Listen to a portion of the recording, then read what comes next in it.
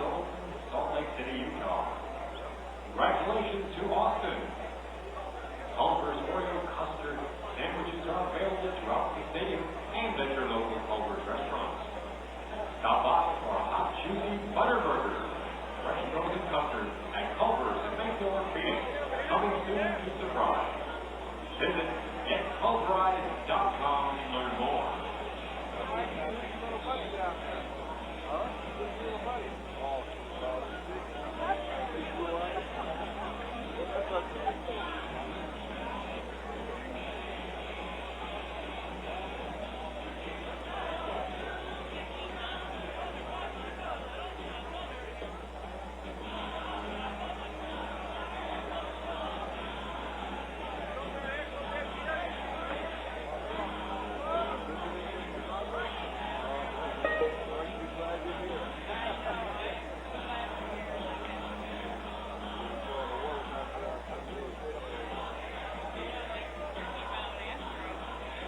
Today's starting lineups are presented by Sportsman's Warehouse, America's premier outfitter, locations in Mesa, Phoenix, and Tucson.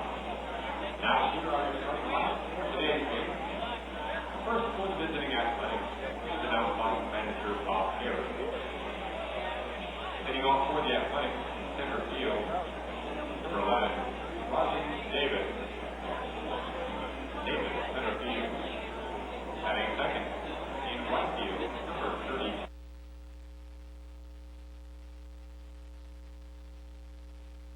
Batting third, in left field, number 5, Matt Holliday. Holliday, left field.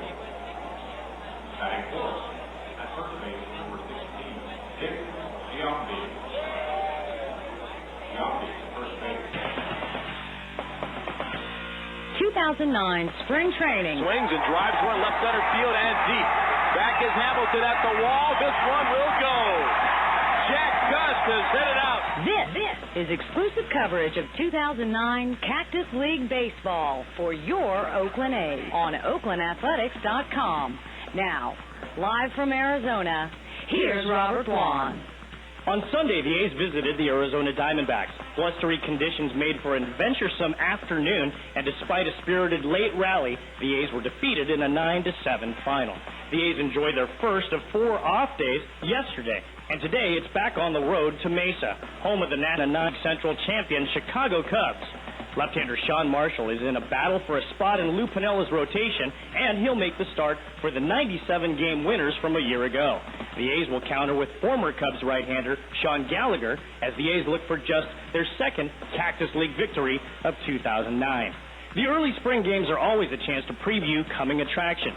As power hitters go, no one in camp has more of a ceiling in the power hitting department than Chris Carter. The big first baseman joins us on the pregame next. Department.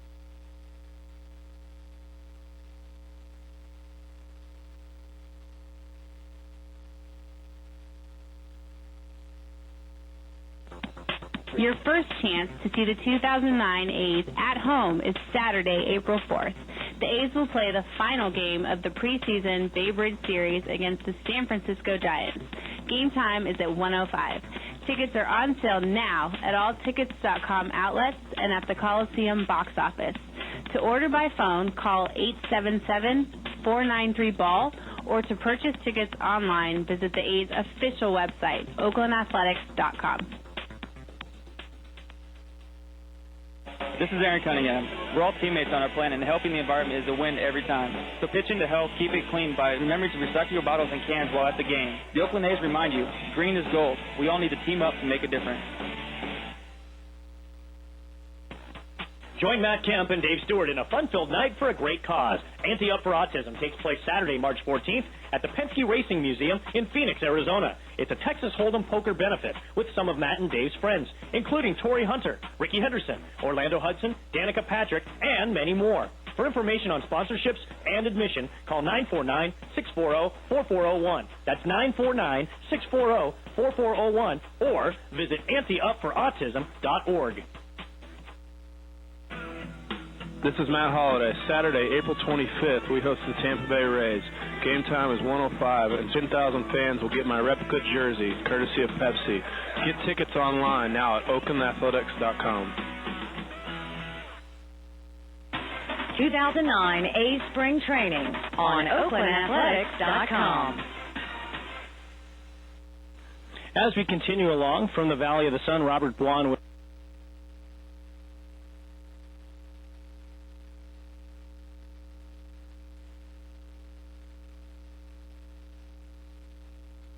Hi, this is Ray Fossey. The A's Mathletics program combines math and baseball to make learning fun. Each 1st through 8th grade student who completes the workbook and turns in the answer sheet will earn 2 free tickets to an A's game courtesy of Ross Dress for Less and Comcast Sportsnet California. For more information or to download a workbook, visit the community page on oaklandathletics.com. Ross Dress for Less, Comcast Sportsnet California, and the A's Community Fund teaming up to make a difference. On sale now, the best ticket plans to see your 2009 Oakland A's. Get discounted ticket prices, priority seat selection, and special deals on A's merchandise. Discount parking options are available, and season ticket holders pay the same price for all games in 2009. Full and partial season plans are available for as little as $66. Call the A's at 510-638-4627. That's 510-638-GO-A's. Order today. 2009 A's Spring Training on. Back here in the Valley of the Sun, Robert Blon with you as we are now into the first full week of Cactus League play as the A's and all the other Cactus League teams are well into the swing of things. And that includes camper for the Oakland Athletics, first baseman Chris Carter, who joins us on the program right now. Chris, thanks for the visit. Phoenix, Arizona, how are you liking it? I like it. The weather's nice, good baseball weather. I mean, it's like 80 every day. You can't ask for any more. I was going to say, there's not a whole lot more you can ask for with the environment. It's got to be a lot of fun to just be around, let alone being able to be in big league camp. Yeah, everything's perfect out here. Absolutely. Tell me about Chris Carter, the big league camper. I mean, this has got to be something ever since you knew that you were going to be in big league camp with the A's that you had to be excited for. What's the experience like so far? I'm really excited to be out here, seeing guys like Giambi, Holiday, Cuz, Spartan, all those guys out here that you used to watch on TV when you're growing up and stuff. It's great to go and fill with them now. Yeah, and you're in the clubhouse with them. I mean, they're sitting right there. Is that still something you're kind of getting used to, or you kind of feel more comfortable? I mean, it's still weird, like, talking to Giambi. It's like, hey, watching with the Yankees. He's a big player. And it's just crazy, standing at first base and taking ground balls or something, or just him talking to me. But, I'm trying to get over it now, but still it's exciting every day. Yeah, no doubt. I can well imagine, especially when you look back at 2008, your first full year, not only in high A ball playing in the Cal League, but also your first just year in the organization. It was a year where a lot of stuff kind of happened, but it went well for you. Yeah, the season went pretty good. I mean, could be a little better, but I'm happy with it. Yeah, I guess what? For the first 12 games, that was about all that went badly for you? I think that was all, and then you kind of caught fire from there, because if I'm not mistaken, I think you were the Cal League Player of the Week the third week of the season or something along those lines. What do you remember, if anything, about those first 12 games where here you are, a brand-new guy in the organization, all this stuff written about Chris Carter and how he's going to be this awesome player, and then you're playing these 12 games and maybe struggling a little bit. Did it get to you at all? I mean, I try to stay strong. It didn't get to me too much, but in those games, I was like, let them go. But I mean, really, I struggled for the first 2 months. I was up and down a lot. I was on and off a bunch of games, but I picked it up towards the end and finished strong. Is there something to, whenever a guy gets traded for the first time, you've heard stories from guys that maybe you played with or that were with the A's or other guys with other organizations. People talk about how differently it's handled when you go to a new organization for the first time. What kind of expectations did you have joining the A's from some of those conversations, and how easy or difficult was it to kind of acclimate yourself to a new team? It was pretty easy, but I heard some pretty bad stories about it and some good ones. But some guys didn't like how things were ran or something like that. But pretty much coming from the White Sox, where I pretty much was at, I wasn't with the Diamondbacks for 2 weeks, so I never played for them. But coming to the A's, it wasn't a hard transaction. It was pretty much similar, so it's pretty good. Yeah, for 2 weeks. Did anybody get burned by buying Chris Carter Diamondbacks gear over that time, or were you okay? Were you in the clear with that? No, everything was good with that. All right.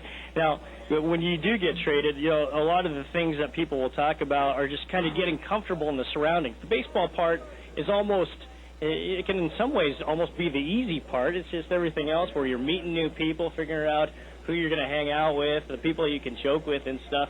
How easy is that something for you, you kind of being the people person in an environment where you don't necessarily know everybody? I mean, it wasn't too hard. The biggest part was just meeting people, making friends on the team. But I already knew some of the guys from, playing against them or instructionally or something, so it wasn't too bad.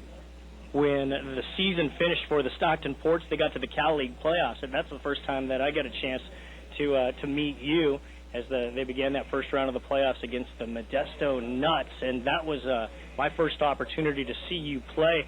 That was an experience where, yes, it's just the A-League playoffs, but it's an opportunity where there's a little more on the line, and you came through in some of those situations. What was the playoff scenario like for you? I mean, that was my first time being in the playoffs, but I was excited, but I trying to get too excited about everything. I just try to stay focused and play the game still. And then the season ends with a trip to Hawaii. Was that pretty rough, having to go to Hawaii and play baseball? Come on. No, it was fun going there. I like being out there. I mean, it's getting away from everything, but the beaches were nice. People were okay. Baseball was pretty good. Couldn't ask for more. I didn't really think it was that tough. Chris Carter joining us here from the Valley of the Sun. More when we come back. Couldn't ask for more. I didn't really think it was that.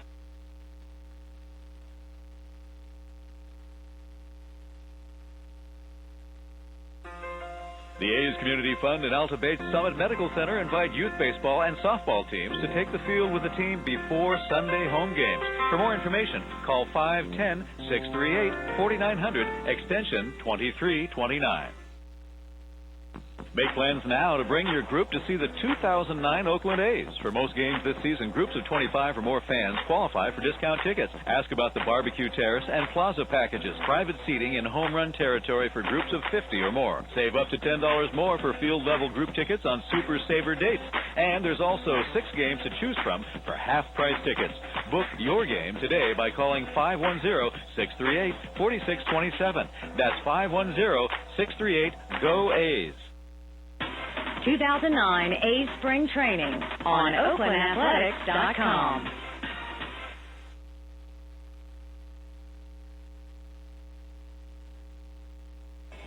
Continuing our visit with Chris Carter as we continue coverage of the 2009 Cactus League.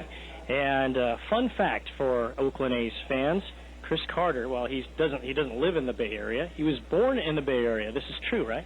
Yep, that's true. Well, you were in Redwood City? Redwood City. So is that where you lived for a while, or what do you remember, if anything, from being in the Bay Area? I mean, I don't remember too much. I remember earthquake, Wait, what year were you born in? 86. Okay, so you do remember the 89 quake? Yeah, I remember that, but other than that, I mean, not too much. Well, all right, well, that's the Bay Area thing to do. Where were you when the quake hit? I was at home, and pretty much I just remember things falling, and I don't know where to go and what to do, but... Did your TV fall down or anything fun like that? TV, china cabinet, some plates, I don't know. All right, nothing fell on you, though? No, nothing on me. All right, you're okay then. That's good. That's kind of a neat connection then, as far as if you're going to get traded, there's at least a little bit of familiarity. You could get traded somewhere, clear across the country or whatever, to somewhere that you don't really know all that much. Now you're in Vegas. That's where you grew up, and that's still where you spent the off season? Yeah, I still live there.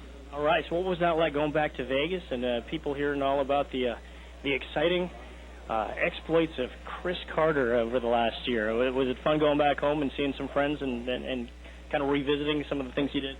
Yeah, it was still fun, seeing the guys over like winter break. They got to see them. Our guys been playing high school, so they're in college now, but they're all excited for me and basically just want to know how things are going, how it is being up here and stuff, and they're trying to get here too. What kind of stuff are you doing for fun when you get about 4 months, if that? I mean, you're getting ready for the season during the off season, but when you're away from your preparation, your off season preparation, what does Chris Carter do to have a little fun, maybe blow off some steam? I don't really do too much, just hang out with friends or whatever, but for most part I'm just tired, just want to sleep pretty much. Relaxing, it's underrated, isn't it? Yeah. All right, fast forward to right now, big league camp. You've been You've been around the big league guys for a little less than 3 weeks. What to you is, maybe some of the things that stand out in your mind as far as the difference between being in big league camp and some of the things that you would do at minor league camp? I mean, I pretty much do the same thing. I still work the same way. It's not that much of a difference. Just the guys are different. That's all. With the things that are different, you mentioned the big league guys that you're talking to, that you're around. Who do you find yourself as far as some of the big leaguers? You mentioned Jason Giambi, but are there guys that maybe you've kind of gravitated towards a little more than others? Not really. I try to talk to everybody, see what they know, and try to get some things from them, but not really like favoring one person right now. One of the things that I noticed, and you just go ahead and tell me if I'm wrong, which is plenty fine. I'm wrong all the time, but I did seem to notice, I don't even know if there was anything tangible to say this, but maybe when the game started up, the inter squads and all the live batting practice, and then you got your first chance to start in a game against the Angels last week, is there still a little bit of you that's trying to feel like you belong at this level and not feel intimidated about the surroundings? No, I don't really feel too intimidated about anything because I see the guys, I'm the same size or bigger than them, so it's not like I'm a small guy here trying to fit in or anything, so, it's working out pretty good. That is a good thing. I guess, when you can look down on a bunch of the people, that makes you feel a little bit more comfortable, but as far as feeling like you're part of the camp then, it definitely is nice in the sense that you feel like they have welcomed you. Yeah, everyone's been good to me, everyone talks to me, no one's like just big league me, blowing me off, walking away or something, I'm trying to talk to them or anything, so. That's good news. Yeah, that's good news for sure. Now, looking ahead to however long you're going to be in big league camp, what are some of the things that you want to be able to experience or learn or improve on by the time you get assigned to wherever you're going to play this year? Really just want to, learn as much as I can from all the guys that are here, get some good at bats, leave a good impression on everybody. Finally, there's all this stuff that happened after 2008. You were the A's Organizational Player of the Year. Baseball America seems to write half of their magazines about you each week. It's seemingly all this stuff that it's very positive stuff, yet at the same time, guys, you wouldn't be the first guy if this is the case, where you just kind of don't want to hear that stuff, positive stuff. It might stop after you start listening to that. How much of that do you pay attention to, if at all? I don't pay attention to it too much. I mean, I hear about it, but I try to stay focused and not think about things like that because, I still got to keep going every day and keep proving myself every level. All right. Chris, it's been a lot of fun watching you so far. Keep it going, and thanks for the visit. All right, thanks. Chris Carter joining us here from Phoenix. More when we come back. Watching you so far. Keep it going, and thanks for the visit.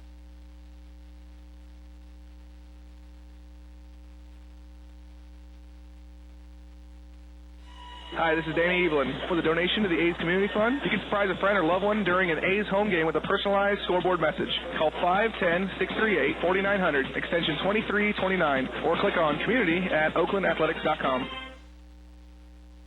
The first of 2 A's Little League and Softball Days is coming up on Sunday, April 26th. It's a great deal for teams. A hot dog, chips, drink, and game ticket, all for one low price. The teams will be in a pregame parade on the field. Then at 1:05, the A's take on the Tampa Bay Rays. For more information or to order tickets for your team, call the A's today at 510-638-GO-A's. That's 510-638-4627. Or visit oaklandathletics.com. For a first-class baseball experience, check out A's Luxury Suites. Get all the excitement of the ballpark combined with the comfort of your living room. With theater-style seating, televisions, couches, and a wet bar, A's Luxury Suites are perfect for hosting your friends, employees, and clients. You'll also get game notes and a program delivered right to your suite. For a limited time, get a 5-game A's Luxury Suite mini plans. Get a 6th game free. Call the A's at 510-638-4627. That's 510-638-GO-A's.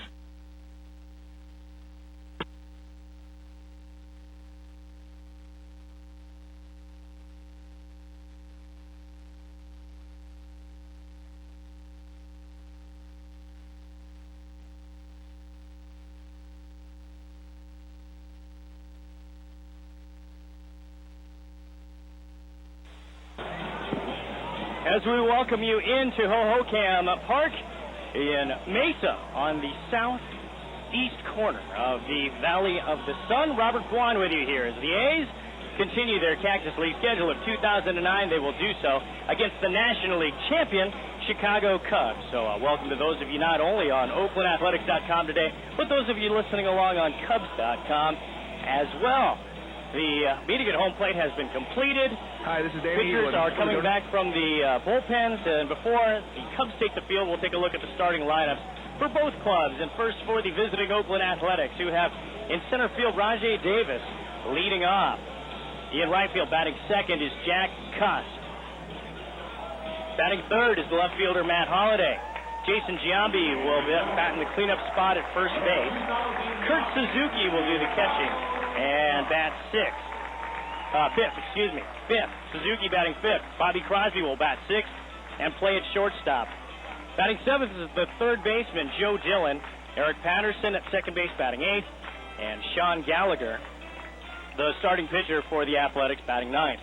Davis, Cust, Holliday, Giambi, Suzuki, Crosby, Dillon, Patterson, and Gallagher for the homestanding Chicago Cubs. Leading off in left field is Alfonso Soriano. Ryan Terrio is the shortstop, batting second. Aramis Ramirez bats third at third. The cleanup man is the first baseman Jake Fox. Richie Robinette is in right field, batting fifth. Reed Johnson bats sixth in center field. The veteran backstop, Paul Baca, will bat in the seventh spot, batting eighth and playing second base, Andres Blanco. And Sean Marshall will bat ninth, as he is the starting pitcher today. 3 wins, 5 losses a year ago, a 3.86 ERA in 34 games, 7 starts for this left-hander. As always, we invite you to send your emails, your thoughts, questions, anything that's on your mind over the course of this broadcast. Radio at OaklandAthletics.com is our email address right here into the booth. Radio at OaklandAthletics.com. Overcast skies today, kind of a hazy look. It's not gray overcast, but definitely it's more of a filtered sunshine look, and not nearly as hot and clear as it's been over the past few days. But still very comfortable conditions as Rajai Davis stands in. Looks at a fastball from Marshall outside. 82 degrees at first pitch. Rajai Davis, right-hand batter, playing in center field. And a fastball is high from Marshall. 2 balls and no strikes. 65 in the third innings from Sean Marshall last year. Gave up 60 hits, 28 runs all earned. Struck out 58 and walked 23. Gave up the long ball 9 times. From the third base side, he fires another fastball. This one's on the outside corner, and it's 2 balls and 1 strike for Rajai Davis. Marshall on 2-1. Ground ball over to shortstop on 3 hops. Terrio picks it up, throws across. 6-3 to start things off, and that'll bring up Jack Cust. Cust batting in the second spot, and that's been a lot of the speculation so far this spring, and not that it's been necessarily confirmed by Bob Guerin, but this is definitely one of the spots that you'd have to think that Jack Cust might see his name penciled into the lineup in 2009 with the rest of the personnel aboard. Lefty versus lefty. I think that's the cutter from the left-hander Marshall that misses low and away. It's 1-0. Next pitch, fastball, chopped over to first base. Taken on the second hop by Fox. He'll take it to the bag himself, and quickly there are 2 down. Marshall, only seen him a couple of times, so I tried to get a scouting report, and they did get a pretty decent scouting report. Was able to talk to his former teammate and today's starting pitcher, Sean Gallagher. Fastball, cutter, and a curve. That's what you'll see from Sean Marshall.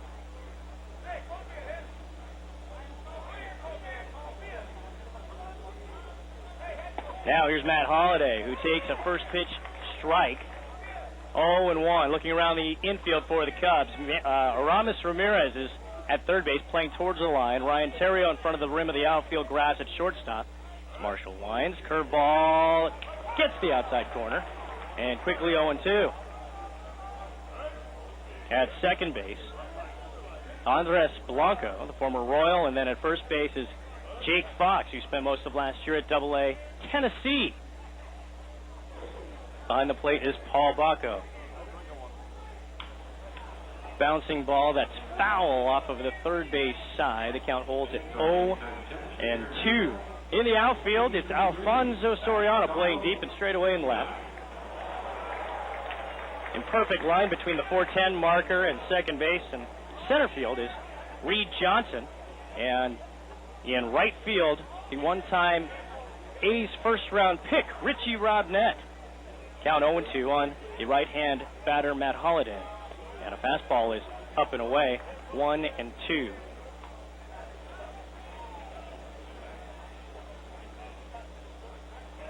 Cubs wearing their home whites.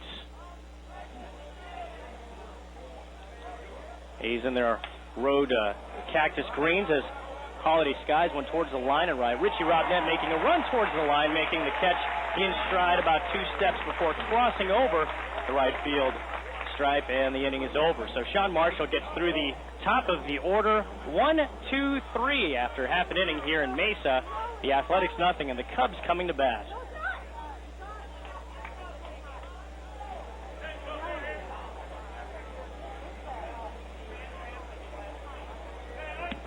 Your first chance to see the 2009 A's at home is Saturday, April 4th. The A's will play the final game of the preseason Bay Bridge Series against the San Francisco Giants. Game time is at 1:05. Tickets are on sale now at all tickets.com outlets and at the Coliseum box office.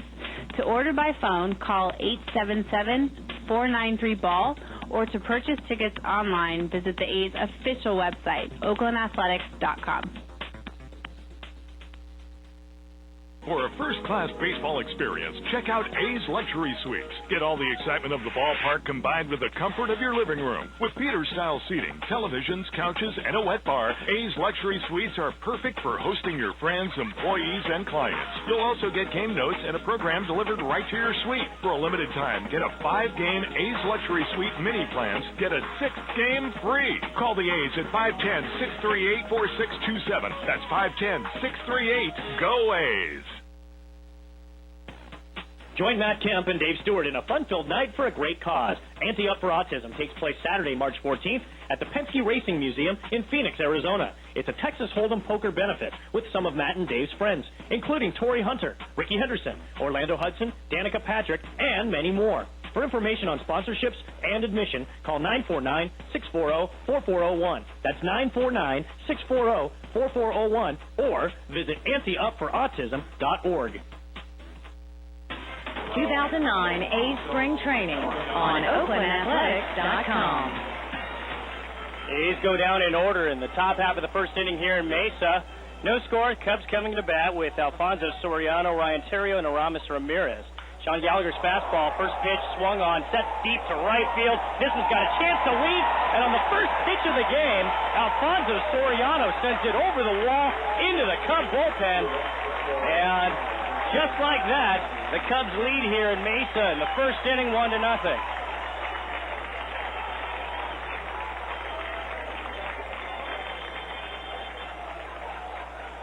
Fastball, inner half, and Soriano still able to put a real good swing on it to send it to the opposite field, and just like that, the Cubs lead. Now a strike on the outside corner to Ryan Terrio, the LSU product, who batted .307 last year with a home run and 38 batted in, right-hand hitter. Gallagher's next pitch is swung on. It's a drive to right field, and Jack Huss has to hop in the air to make that catch and come in a step, and then thought better of charging that ball, stayed where he was, and reached above the bill of the cap to make the catch for the first out.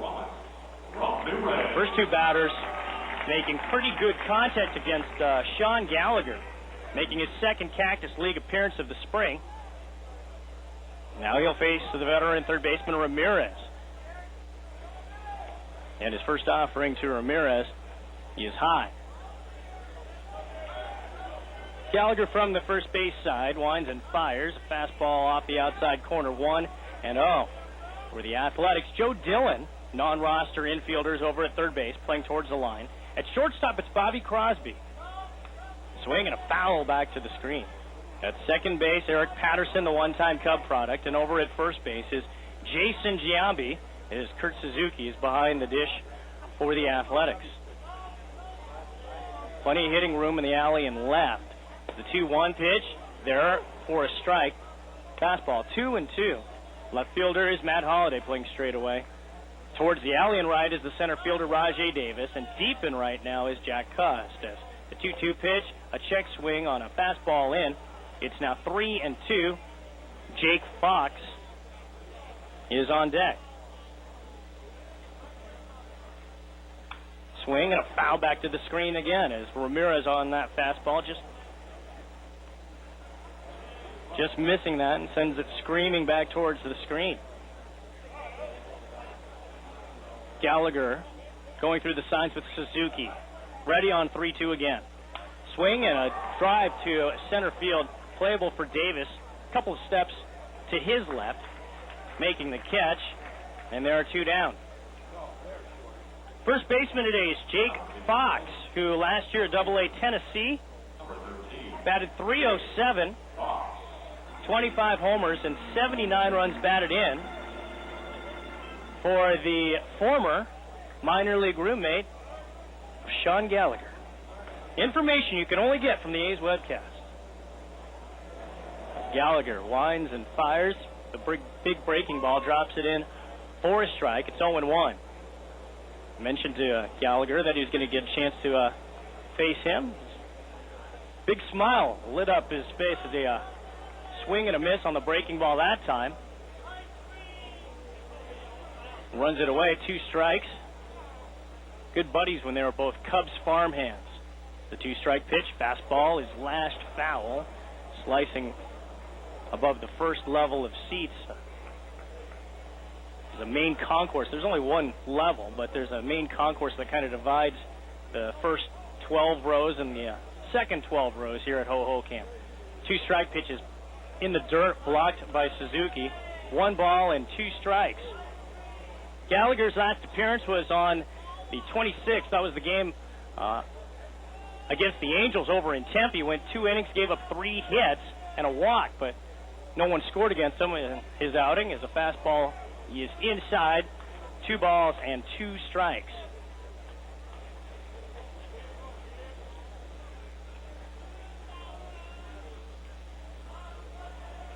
Gallagher deals and off speed. It was up and out of the zone, but Fox had an offering at it anyway and fouls it down the left field side. It's now 2 balls and 2 strikes. First base coach is Matt Sinatra. Over at third base is Mike Quaid. I'm just kidding, everybody. Mike Quaddy. The fisted shot goes towards right. That will drop in front of Jack Cuss. A long at bat for the former minor league roommates, and Fox wins the battle. He gets a 2-out single, and it comes ahead of a one-time ace, farmhand, left-hand batter Richie Robnett, Fresno State product, wearing the number 19 in camp for the Chicago Cubs. Part of the deal that brought Michael Wirtz to the Athletics. First pitch swinging, fouls it back over the press box area here. 410 to straightaway center. Down the line and right, it's 350. And it looks to be near the same in left. I can't see any marker there, though. Gallagher's fastball misses inside. Now, it's 0-2. Scoreboard says 1-1, but it's 0-2. A's 1-3-1 entering this contest. The Cubs have won 4. They've lost 2. 0-2 pitch misses inside.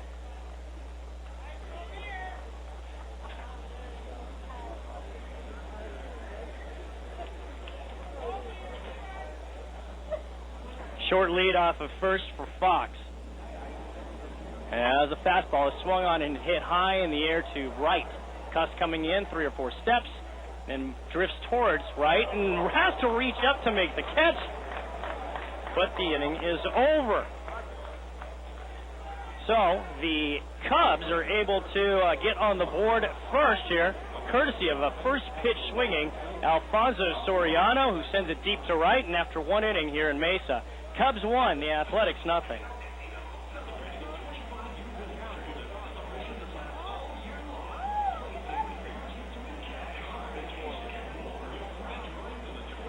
This is Aaron Cunningham. We're all teammates on our planet, and helping the environment is a win every time. So pitch in to help keep it clean by remembering to recycle your bottles and cans while at the game. The Oakland A's remind you, green is gold. We all need to team up to make a difference. Hi, this is Ray Fossey. The A's Mathletics program combines math and baseball to make learning fun. Each 1st through 8th grade student who completes the workbook and turns in the answer sheet will earn 2 free tickets to an A's game courtesy of Ross Dress for Less and Comcast Sportsnet California. For more information or to download a workbook, visit the community page on oaklandathletics.com. Ross Dress for Less, Comcast Sportsnet California, and the A's Community Fund teaming up to make a difference.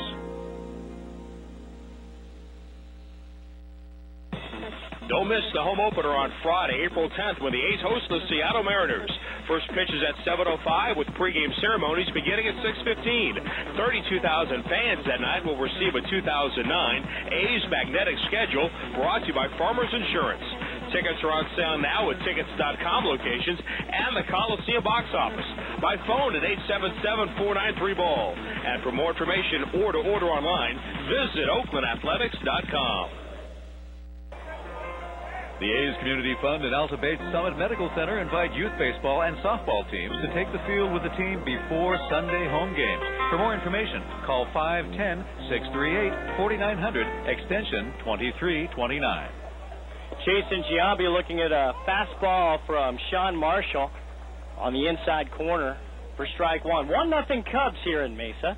Robert Dwan with you. Lefty versus lefty matchup. Is something off speed that time. Was there for a strike. Kind of a tight breaking ball there. As it's now 0-2 to Jason Giambi, the A's first baseman. Marshall deals fastball that is bounced up the middle, taken on the right side of second by the shortstop Terrio, and 6-3 is the put out. Start things off. So 4 up and 4 down so far against Sean Marshall as Kurt Suzuki comes to the plate.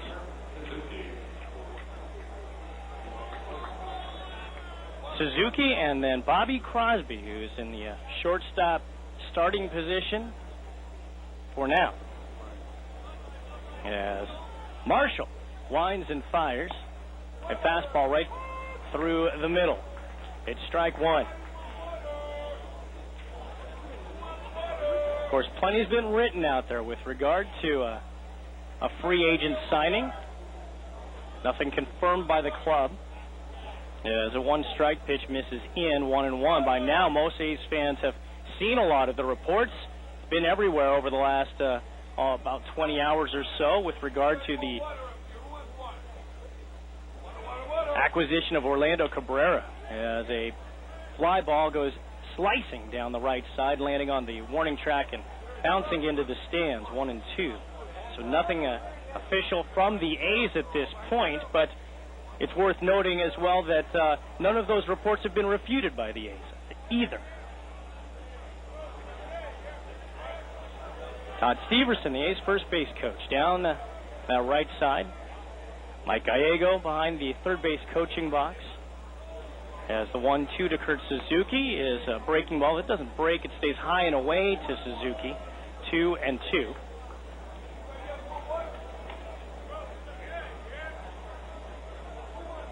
Marshall winds and fires. Foul back. For the Athletics, they had an off day yesterday. Before that, they made the trip down to the old Pueblo, where at Tucson Electric Park, an offensive showcase.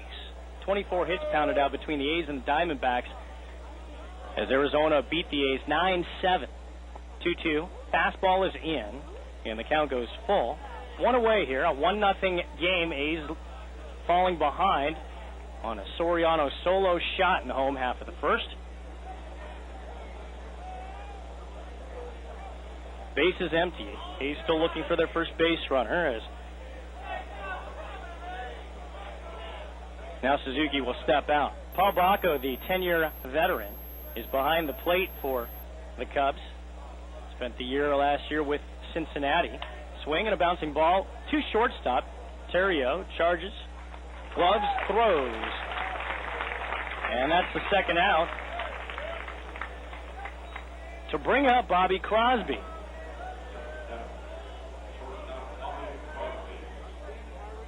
Right in the eye of a media hurricane right now with regard to some of those rumors about the acquisition of Cabrera, as Marshall misses high. 1-0. Crosby, a right-hand batter, as most of you know. A slow wind and fire. A fastball for a strike. Count is a ball and a strike. Marshall's next pitch. Swung on and missed. Ran a sinker down and away. 1-2. Marshall making his second appearance of the spring. He pitched last Thursday. Swinging a bouncing ball on the right side. Moving towards his right is Blanco.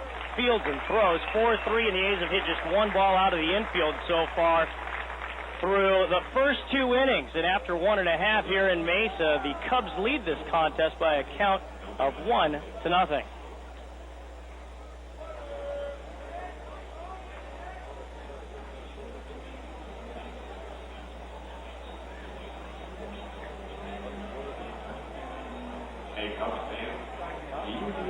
The Union Bank of California gives low-income children the chance to come out to an A's game and receive a free A's souvenir with a Little A's program. For more information, click on community at oaklandathletics.com. Your first chance to see the 2009 A's at home is Saturday, April 4th. The A's will play the final game of the preseason Bay Bridge Series against the San Francisco Giants.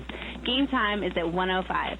Tickets are on sale now at all tickets.com outlets and at the Coliseum box office.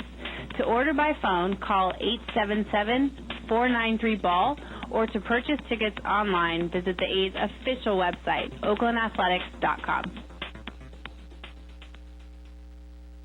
Hi, this is Danny Evelyn. With a donation to the A's Community Fund, you can surprise a friend or loved one during an A's home game with a personalized scoreboard message.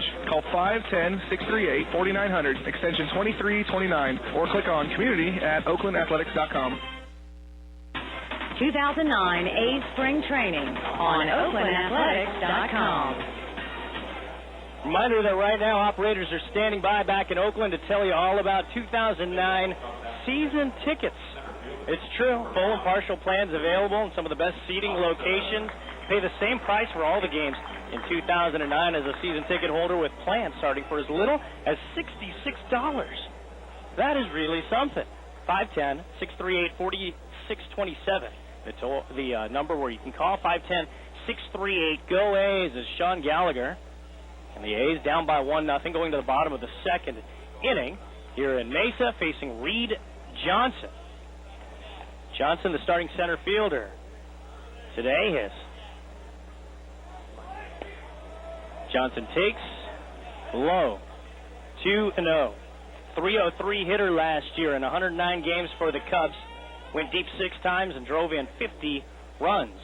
Righty versus righty matchup is Gallagher on 2-0. Gets a strike. It's now 2-1. Hello, Vince Cotroneo. Good afternoon, Robert Vaughn. On a filtered sunshine day in the valley of the sun. Indeed, as this one's cut on and popped up on the right side. Jason Giambi 2 steps inside the line and 2 steps in front of the outfield grass makes the catch. And 1 away to bring up Paul Bracco. Paul Bracco has played for just about everybody, hasn't he? He's one of those solid backup guys that the veteran pitchers love to throw to. He was Greg Maddox's guy for a number of years. Fastball from Gallagher, high and away. Got the reigning rookie of the year in Giovanni Soto as their primary catcher here. Gallagher's 1-0. Fastball strike. 1-1. Baco last year 217 with 6 homers and 35 runs batted in. 1-1. Cut on, fouled off the handle, out of play. So I hadn't noticed. You said the A's making some news here recently? I read some of the clips. It sure sounds like the A's have a new shortstop. According to just about every report that you read right now. Worst kept secret in baseball? 1-2. Missing away. Well, there's still some procedures they've got to get through, but it seems like Orlando Cabrera is going to be in camp before the weekend's out. 2-2 fastball misses in. Well, typically with any type of a free agent signing, you're going to come to terms, and then what would happen afterwards is you would have to have some kind of a physical, and then you could probably have some kind of an announcement. The drive is sent by Baco, screaming down the right side, but well foul. Still 3-2 now. You got to think that if that actually is the case, that terms have been agreed upon, that typical sequence might have to ensue. Just a guess. 3-2, off speed and fouled almost into the A's dugout off of the third base side. Well, there's no question that has been a pursuit this offseason of General Manager Billy Beane in the front office. I spent a lot of time pursuing Rafael Furcal, offered him a lot of money at shortstop, and they've been dancing with Mr. Cabrera for a few weeks as well. 3-2 misses in, so an extended battle against Baco. 2 long at bats so far that Gallagher has gone, and he's lost both of them, this time issuing the base on balls to Baco to bring up Andres Blanco. But yeah, you're right. It isn't exactly a real shocker because of the fact that name has been floating around out there for the last few months.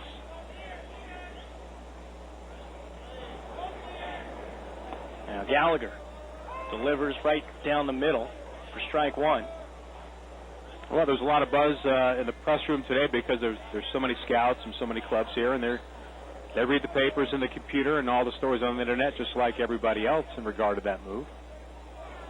1 strike pitch. Fastball high and away. Suzuki up out of his crouch. 1-1. Every scout I talked to just, glowed about what Orlando Cabrera brings to a ball club. It seems like he is best suited for the 2 spot. He can run.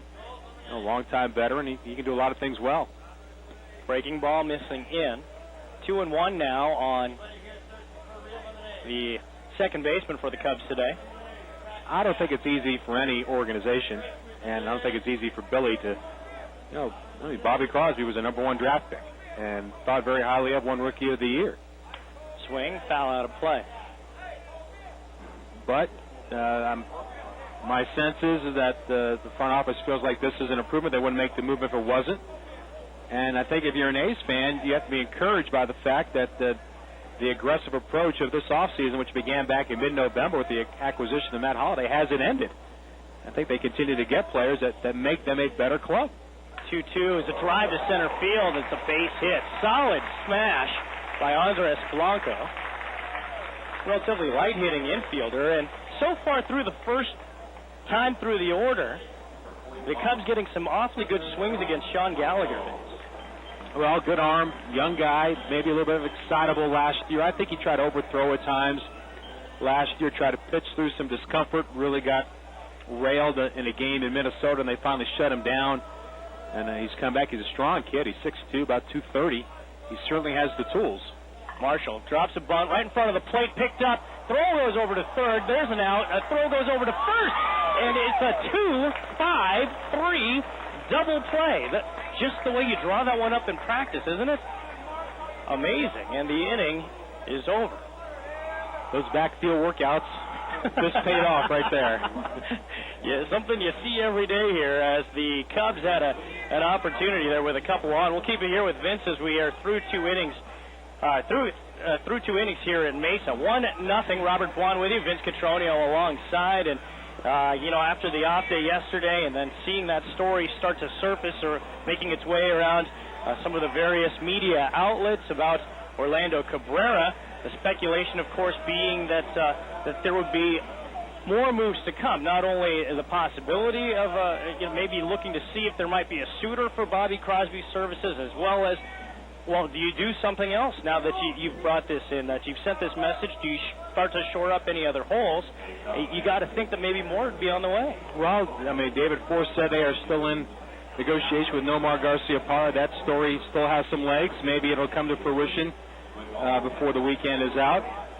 There have been some reports about left-handed relievers that are still in the open market. Guys like, a guy like Dennis Reyes, who has, tremendous success past few years. He is still available, hasn't signed with anybody. I don't know how far along the A's are in conversations with his representatives. But Billy Beane said this with Ray Fosse during that two-part interview on our first broadcast last weekend. He said, we had money to spend. We were aggressive. We went after players, bringing back Jason and going after Matt Holliday, and we are still continuing to look. And it seems like still putting more people in place. They're bringing some depth, bringing some quality depth, some major league depth. I think in a guy like Garcia-Parra or a guy like Cabrera, he fits a role in your batting order. He is a very solid defender, shortstop.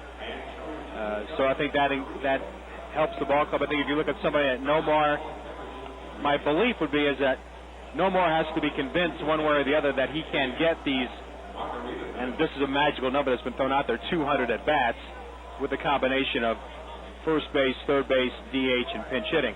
I think the A's look at him as a veteran presence, a guy that can really help out against the tough left-hander, either, let's say, facing Seattle and facing Eric Bedard. He would get the start late in the ballgame, maybe pinch hitting for the A's, for one of the young players. If Brian Fuentes was trying to close the game out in a close situation. Those are just some ideas I've thrown out there. I'm guessing that's what they want, and they've got, this improves the ball club if all that does come into play. You've got veteran players, key role players, and you've got proven players that can step in if, in fact, they need to play more than a handful of games. 7, 8, 9 in the A's order, due up here, top of the third inning. Cubs leading by a score of 1-0. Sean Marshall is out for another inning of work, working from the third base side. Breaking ball misses outside to Joe Dillon, the Northern Californian. Folks live in the Sierra foothills. From Santa Rosa originally, right-hand batter. Marshall's fastball, therefore a strike, evens the count at 1-1. It's definitely one of the things that's going to be interesting is that should this actually take place, and we have every reason to believe it's going to, it does change the role for Bobby Crosby. Should he stay in a green and gold uniform? Swing and a fly ball goes to left field. Soriano towards the line. Looks like he's got plenty of time to get there. Side straddling his last couple of steps, makes the catch. And with one away coming up is Eric Patterson. But if Bobby Crosby does stay in an A's uniform, it would have to be as sort of a utility role. And he acknowledged as much. Was asked by Susan Slusser of the Chronicle about being a utility guy. He said he's never played anything but shortstop. Well, it's a long baseball season, and no player wants to see them be in a situation where they lost the job like he is doing with Cabrera coming in. Patterson showed bunt, but pulls it back, still called for a strike. 0-1. But there are 29 other teams, and all Bobby can do is showcase what his talents are. I think he's a major league player. One strike pitch driven to right center field, but over from right is Richie Robnett making the catch. And there are two away to bring up Sean Gallagher. In the moment, it's tough to see the scenario because you're used to being an everyday player. Another thing that prevented Bobby from being an everyday player before was injuries. He took a major step forward in that regard in 2008. Marshall's fastball there for a strike. To Jeff Baisley in Sean Gallagher's spot in the order. So done for the day is the A's right-hander. Breaking ball missing away. And it's 1-1. So Gallagher giving up 3 hits and an earned run, as well as a walk, as Baisley fouls this one out of play right side. 1-2.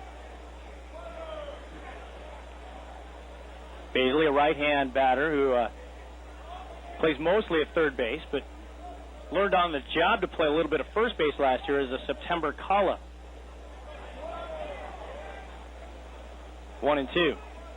Swing and a foul back to the screen. I think if you're a rival in the American League West, the Angels, the Mariners, or the Rangers, you look at what the A's are about to announce with the acquisition of Cabrera, and if in fact they continue with Garcia Parra, they'll say that the A's have continued to make improvements to make them a better club. 1-2. Good breaking ball there. Swung through and missed by Sean Marshall, who looked very, very sharp. 9 up, 9 down for the Athletics as we go to the bottom of inning number 3, and the Athletics find themselves down by a score of 1-0.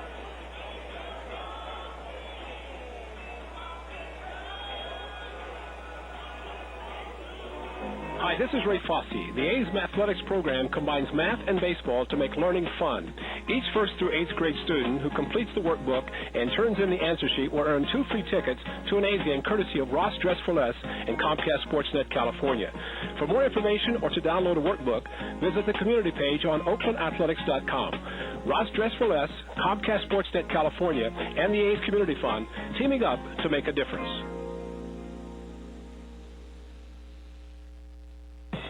Don't miss the home opener on Friday, April 10th, when the A's host the Seattle Mariners. First pitch is at 7:05 with pregame ceremonies beginning at 6:15. 32,000 fans that night will receive a 2009 A's magnetic schedule brought to you by Farmers Insurance. Tickets are on sale now at tickets.com locations and the Coliseum box office. By phone at 877-493-BALL. And for more information or to order online, visit OaklandAthletics.com. On sale now, the best ticket plans to see your 2009 Oakland A's. Get discounted ticket prices, priority seat selection, and special deals on A's merchandise. Discount parking options are available, and season ticket holders pay the same price for all games in 2009. Full and partial season plans are available for as little as $66. Call the A's at 510-638-4627. That's 510-638-GO-A's. Order today. 2009 A's Spring Training on OaklandAthletics.com. A reminder that if you email the booth, radio@OaklandAthletics.com, A's fans, you might have a chance.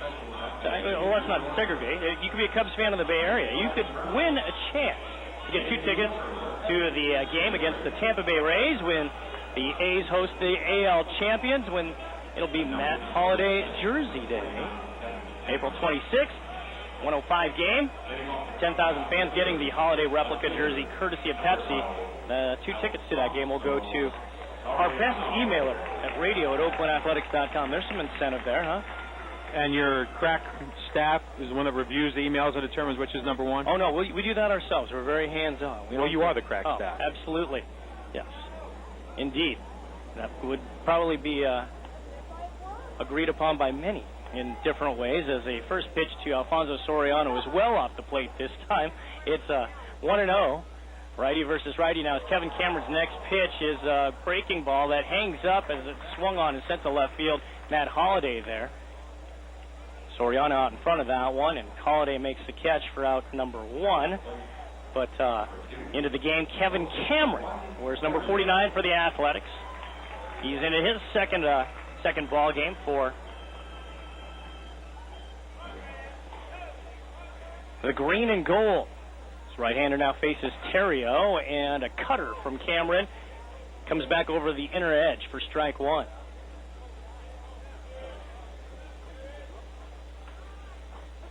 One strike pitch is bounced right back up the middle. Left side of the mound is Cameron. Fires it across into the dirt, not dug out. Giambi stopped it from going into foul territory. Had it in the web of the glove initially, but seemed to be just on the edge of the web, and as he tried to pick it up, the ball shot straight up in the air. I think it's going to be an E1. That's too bad, because Cameron made a quality pitch. A diving sinker that Terrio pounded right in front of home plate. I'm sure Jason would say felt like he should have caught the ball even though it was in the dirt, try to pick up his teammate, but Cameron probably had a moment or two more than what he used on that chance to make the out. Terrio has pretty good speed, gets down the line pretty well. As Cameron with another cutter. This one stays up. You know, last year I think the pitch of the spring, everybody's talking about their changeup. This year it seems to me we're talking about cut fastballs more than in any spring that I can remember in a while. Is it just me? Throw over to first. The key is to find a pitcher who hired a personal trainer, who started yoga, who got laser surgery, who's learning how to use a cutter. That would just about cover most of those spring training type scenarios. Indeed. 1-0 pitch is there for a strike, a high strike. 1-1 to Ramirez. Well, the pitchers are ahead of the hitters this time of year. I think I heard somewhere.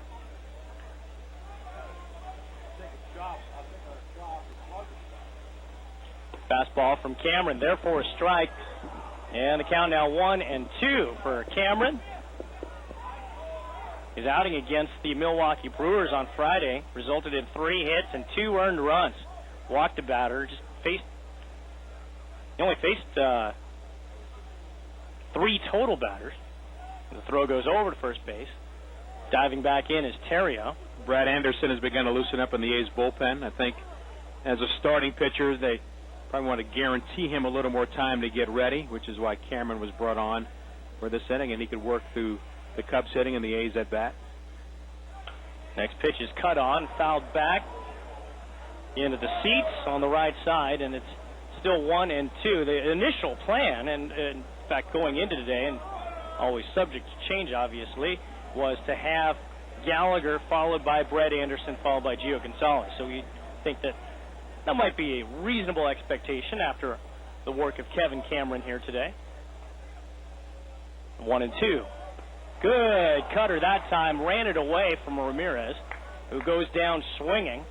And the first strikeout recorded. There are 2 away to bring up Jake Fox.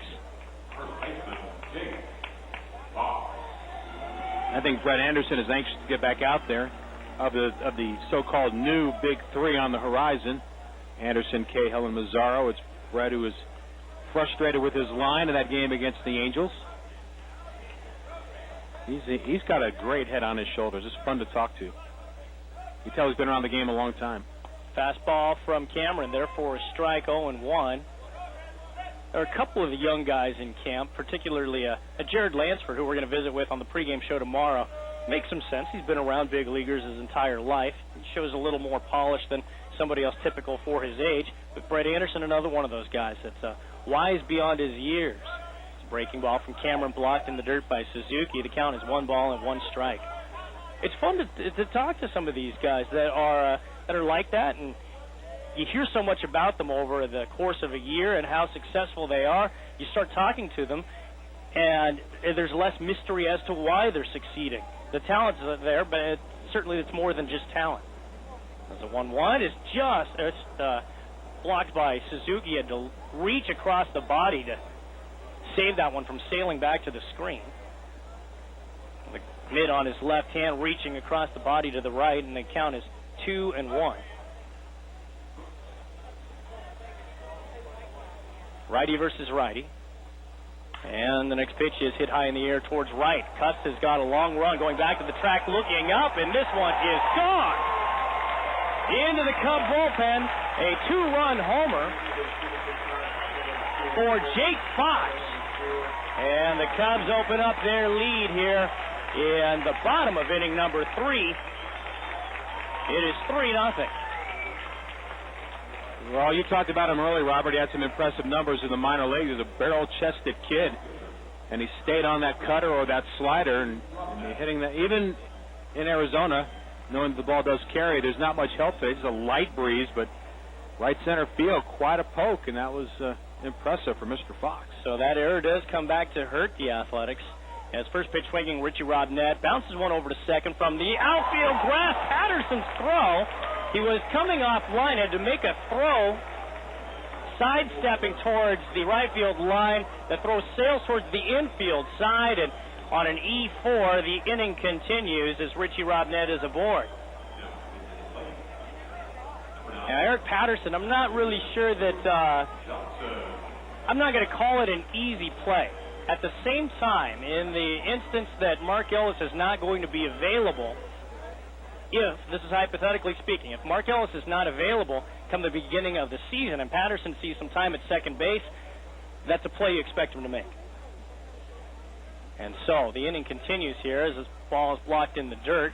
Cameron will get a visit from Kurt Suzuki here. Not exactly the way you'd want to see things happen here. 2 errors in the inning, and definitely for Kevin Cameron trying to help himself out here, not getting some breaks his way. Well, you're always spoiled by the footwork of Mark Ellis, the way he's always in the right position, and that was not the case on that play for Patterson. Just didn't have good footwork, didn't have the right angle on the ball to make the play to first base. Cutter down and away that time. It's 2-0 on Reed Johnson. And like you mentioned, I mean, Mark has not played yet. He hopes to be playing by the late second week, third week of camp. And that's not etched in stone yet, although he's certainly on the field swinging the bat and taking ground balls. It's still an opportunity for the players like Eric Patterson to get an extended look that they wouldn't have probably ordinarily gotten if Mark had been 100%. Righty-righty matchup here. 2-0 pitch is therefore a strike. It's 2-1. For those of you that had not gotten the details on Ellis, if you're kind of late getting into the swing of baseball, the idea was to get him into games towards the middle of March. 30-35 at bats is sort of the target for Mark Ellis.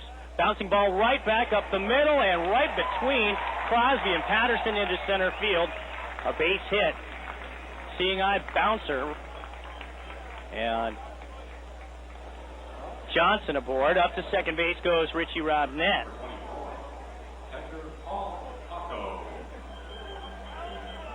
Well, those are some of the things that perhaps you have to now think, too, in the wake of the stories of Orlando Cabrera coming to Oakland, that perhaps an opening day second baseman, if everything worked against Mark Ellis to be in that spot, and acquisition happening, there could be a Bobby Crosby sighting at second base. It would not be the craziest thing to happen in light of recent events as a fastball misses away. 1-0.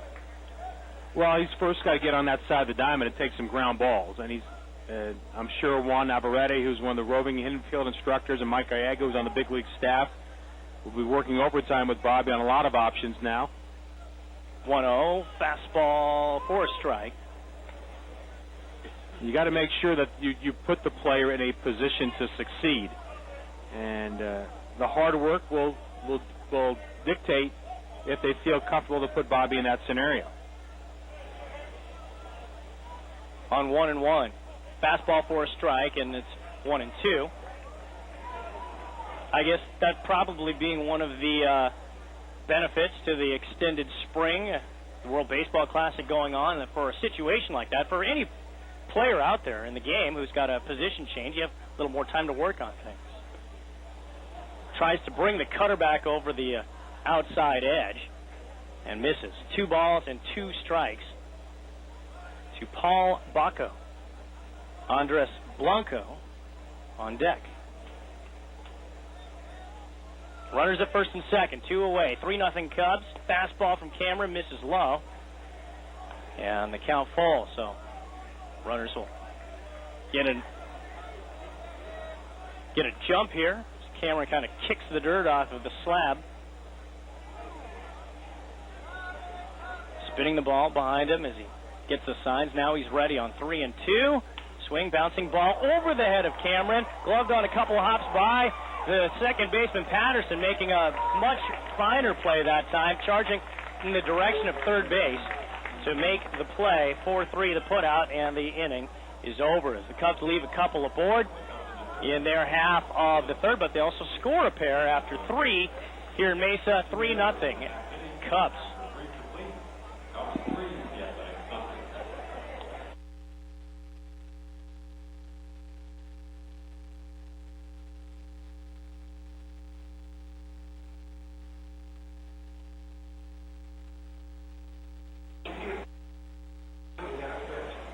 Hi, this is Ray Fosse. The A's Mathletics program combines math and baseball to make learning fun. Each 1st through 8th grade student who completes the workbook and turns in the answer sheet will earn 2 free tickets to an A's game courtesy of Ross Dress for Less and Comcast Sportsnet California. For more information or to download a workbook, visit the community page on oaklandathletics.com. Ross Dress for Less, Comcast Sportsnet California, and the A's Community Fund teaming up to make a difference.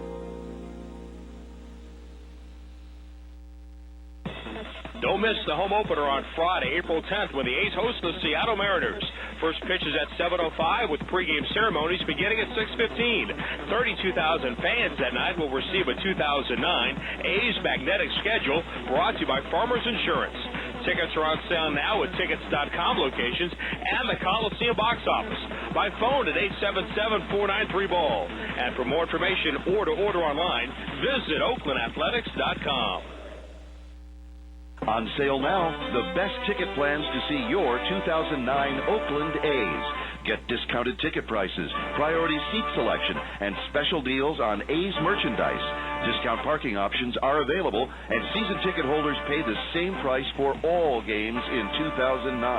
Full and partial season plans are available for as little as $66. Call the A's at 510-638-4627. That's 510-638-GO-A's. Order today. 2009 A's Spring Training on OaklandAthletics.com. Back here in Mesa, Robert Bwan with you as we're through 3 innings between the Cubs and the A's. Welcome to listeners on both OaklandAthletics.com as well as Cubs.com this afternoon. As first pitch swinging, Rajay Davis bounces one on 2 hops over to second base. 4-3 to put out there. The A's have not yet gotten a base runner as new pitcher is into the ball game for the Cubs. Get that for you in just a moment here.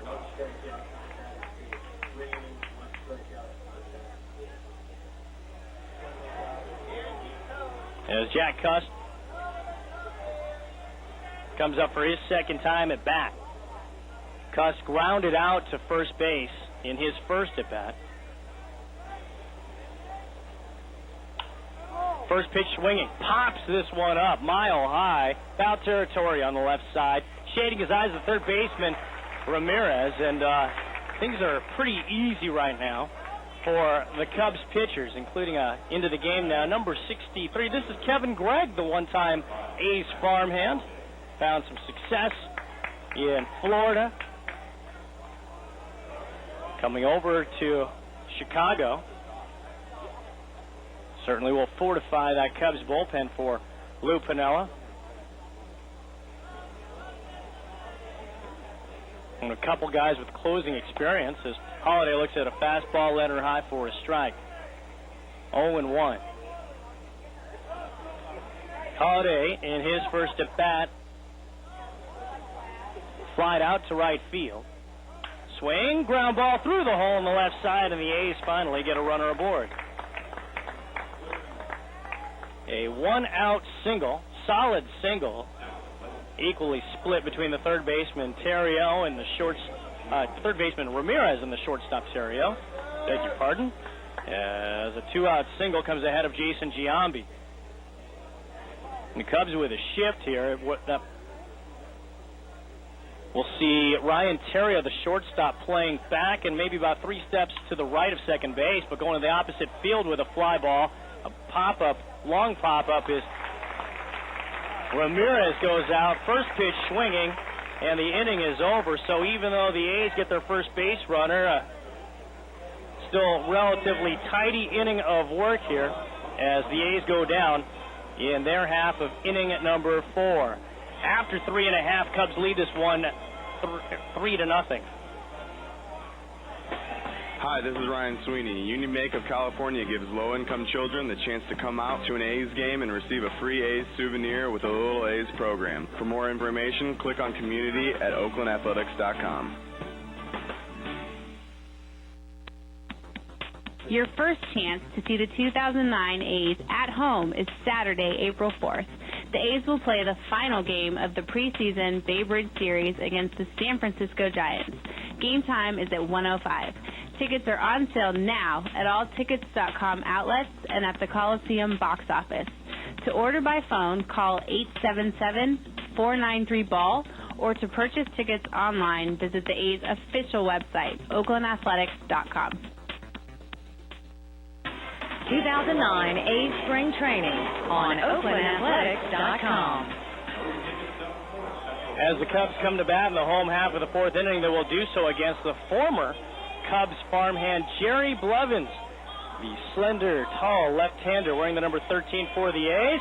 Farhan Zaidi talked about how Blevins, coming into camp, you'd have to think he'll have a more prominent bullpen role, and he addressed that possible situation for him. Jerry's a guy that we had very high hopes for as early as last camp. He actually came in and didn't really show the kind of velocity that we had seen from him in 07, and that's why he started last year, at least in AAA, but he pitched phenomenally well down there. He got his velocity back up, and by the time he came up to the big league team, he had a very successful stint with us in the second half, and his emergence enabled us to make some moves at the front end of the bullpen and move some guys around, and his role is going to become increasingly prominent. We like having him in the mix with Devine and Ziegler, both right-handers that are more effective against righties. Having a guy like Jerry that can come in and get a key lefty out is very important. And some of the thoughts on the A's left-hander from Farhan Zaidi as we go to the home half of inning number 4. Cubs leading by a count of 3-0. And Blevins with a slider there for a strike to Andres Blanco. On deck is So Taguchi for the pitcher's spot. Blanco, right-hand batter, facing the lefty Blevins. The one-strike pitch popped up right side. Patterson onto the outfield grass, looking up, making the catch. And with one away, the pinch hitter, So Taguchi.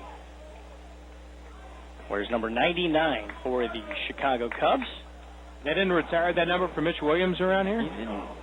Didn't see that one happen, huh? Imagine that. Taguchi, right-hand batter.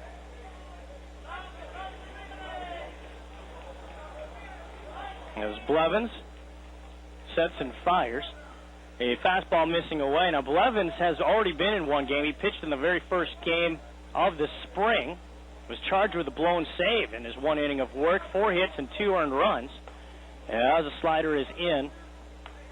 Too tight, 2-0. We're later to find out. In fact, he would be absent from A's camp for a while because he'd come down with a touch of that, it's a valley bug that's going around. As a fastball misses high and away. A lot of the camps here in the valley have had a number of guys fall to some kind of a flu-like symptoms. And Blevins has been one of those guys. Strike called with that slider on the outer edge. It's now 3-1 on Taguchi. It's not like Jerry Blevins has a lot of weight to lose. No. That is true as the 3-1. Misses inside. And a one-out walk issued to the pinch-hitting Taguchi. And back to the top of the order for Alfonso Soriano. We were to later find out after Dallas Braden's outing at Phoenix Muni over the weekend that he too had that same thing. Well, they're roommates, so it was almost an inevitable situation. But last couple of years, it seems like this is one of these things. It's like an annual thing for people to get sick. They weren't sick, they get to camp and then they get sick. Not just the A's, but all the Cactus League teams. As a fastball misses inside, 1-0. Who was the one that put a skeleton in Jerry Blevins' locker last year with the number 13 attached to it, dictating his body type? Do you remember who that was? Some kind of prankster. No, Matt Lecroy was still around then in camp for the A's. He would be a suspect as a strike is called on the inner half. It wasn't actually just in his locker. To make the joke that much more seething and scarring, perhaps, is that they put the skeleton on a scale. Good slider that time as it swung through by Soriano, and it's 1-2. They put it on the scale with his uniform on there and then attached his name to the face of the scale. That'll do it. That will do it.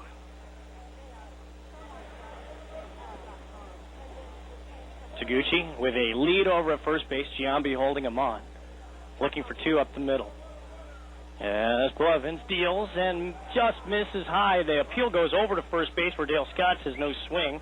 I neglected to mention the home plate umpire. I avoided it as long as possible because I honestly am not sure how to say his last name.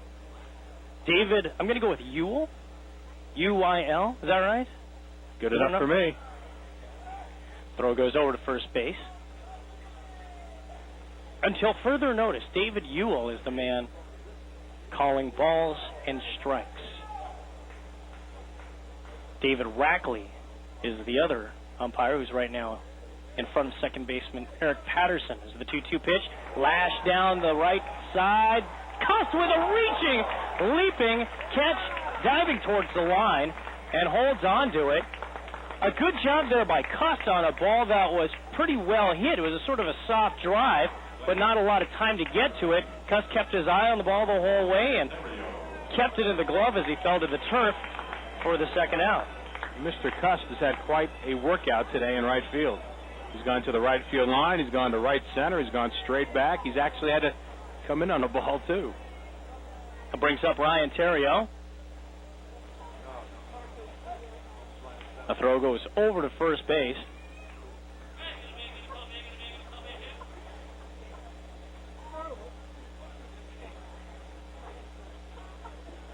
Again, 3-0 here as the Cubs done all the scoring. As a foul is off of the mask of Suzuki back to the screen.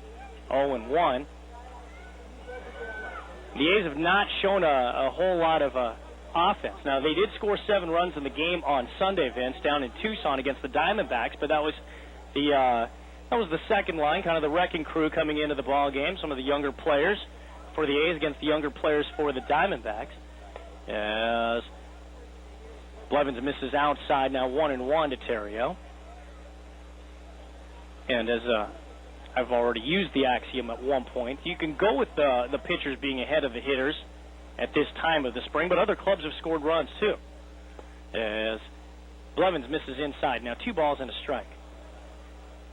Well, like you dictated with Jerry a little bit behind because of his health issues, not really that sharp today. Can't get the ball where he wants to.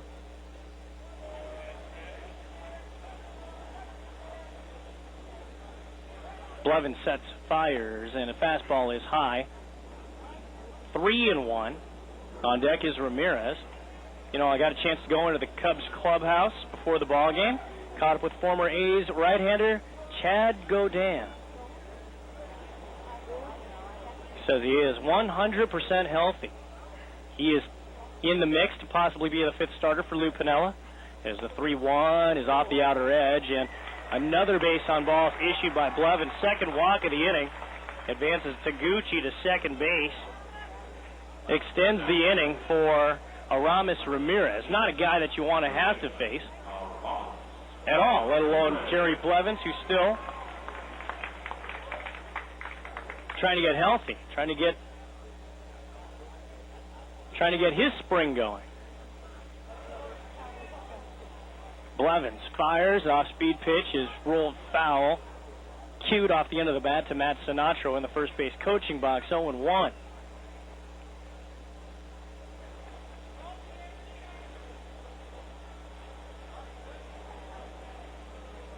We're used to being able to come over here to Mesa and seeing a full crowd. We're not seeing a whole lot of games so far this spring with full crowds. Mesa's one of the places you always see that happen, and even here, I guess. Well, the more games, the more teams, and more choices. Spring break hasn't quite hit down here in the Valley of the Sun. Maybe that'll pick up, but you're right. I mean, it always seemed like Hohokam was good for 13,000. Fastball high and away, and Suzuki will go out for a talk here with Jerry Blevins. But it has been that way for sure, and I think the other part of the equation there, in talking with people around the Cactus League, is the fact that you now have the addition of a couple of new ball clubs, a couple of new parks. You have the Indians who are in town now in Goodyear. You have the White Sox now up from Tucson, roommates in Glendale with the Los Angeles Dodgers. More games to choose from for the locals. First and second, 2-1 pitch from Blevins is outside, now 3-1.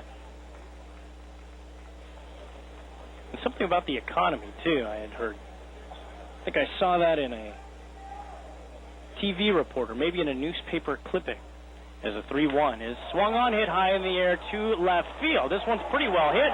Looking up, it is gone up onto the grassy knoll. A 3-run blast by Aramis Ramirez on 3-1, and Ramirez doubles the Cub lead with one swing of the bat.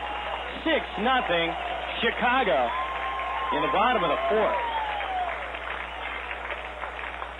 Well, there's going to be a lot of optimism for the Cubs. They are the class of the NL Central. They've been so the past couple of years, but it hasn't gotten them beyond getting to the World Series again last year, eliminated in quick fashion by the Dodgers in the NLDS. And yet there's been a lot of conversation about this team how to improve in the playoffs, but they've got to get there again. And they've got a dynamite offensive club. They think they've got more balance on their club offensively this year. Fastball from Blevins to Jake Fox, outside corner. Not so right-hand heavy batting in the playoffs, which wore them down against the Dodgers. Off speed that time from Blevins, misses away. 1 ball and 1 strike.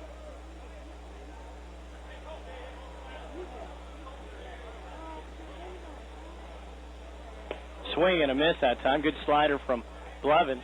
1 and 2. I think one of the funnier headlines I saw this offseason was in The Onion. It said, Cubs appearance in World Series, agree to a 4-year extension. Absence from World Series, agree to a 4-year extension.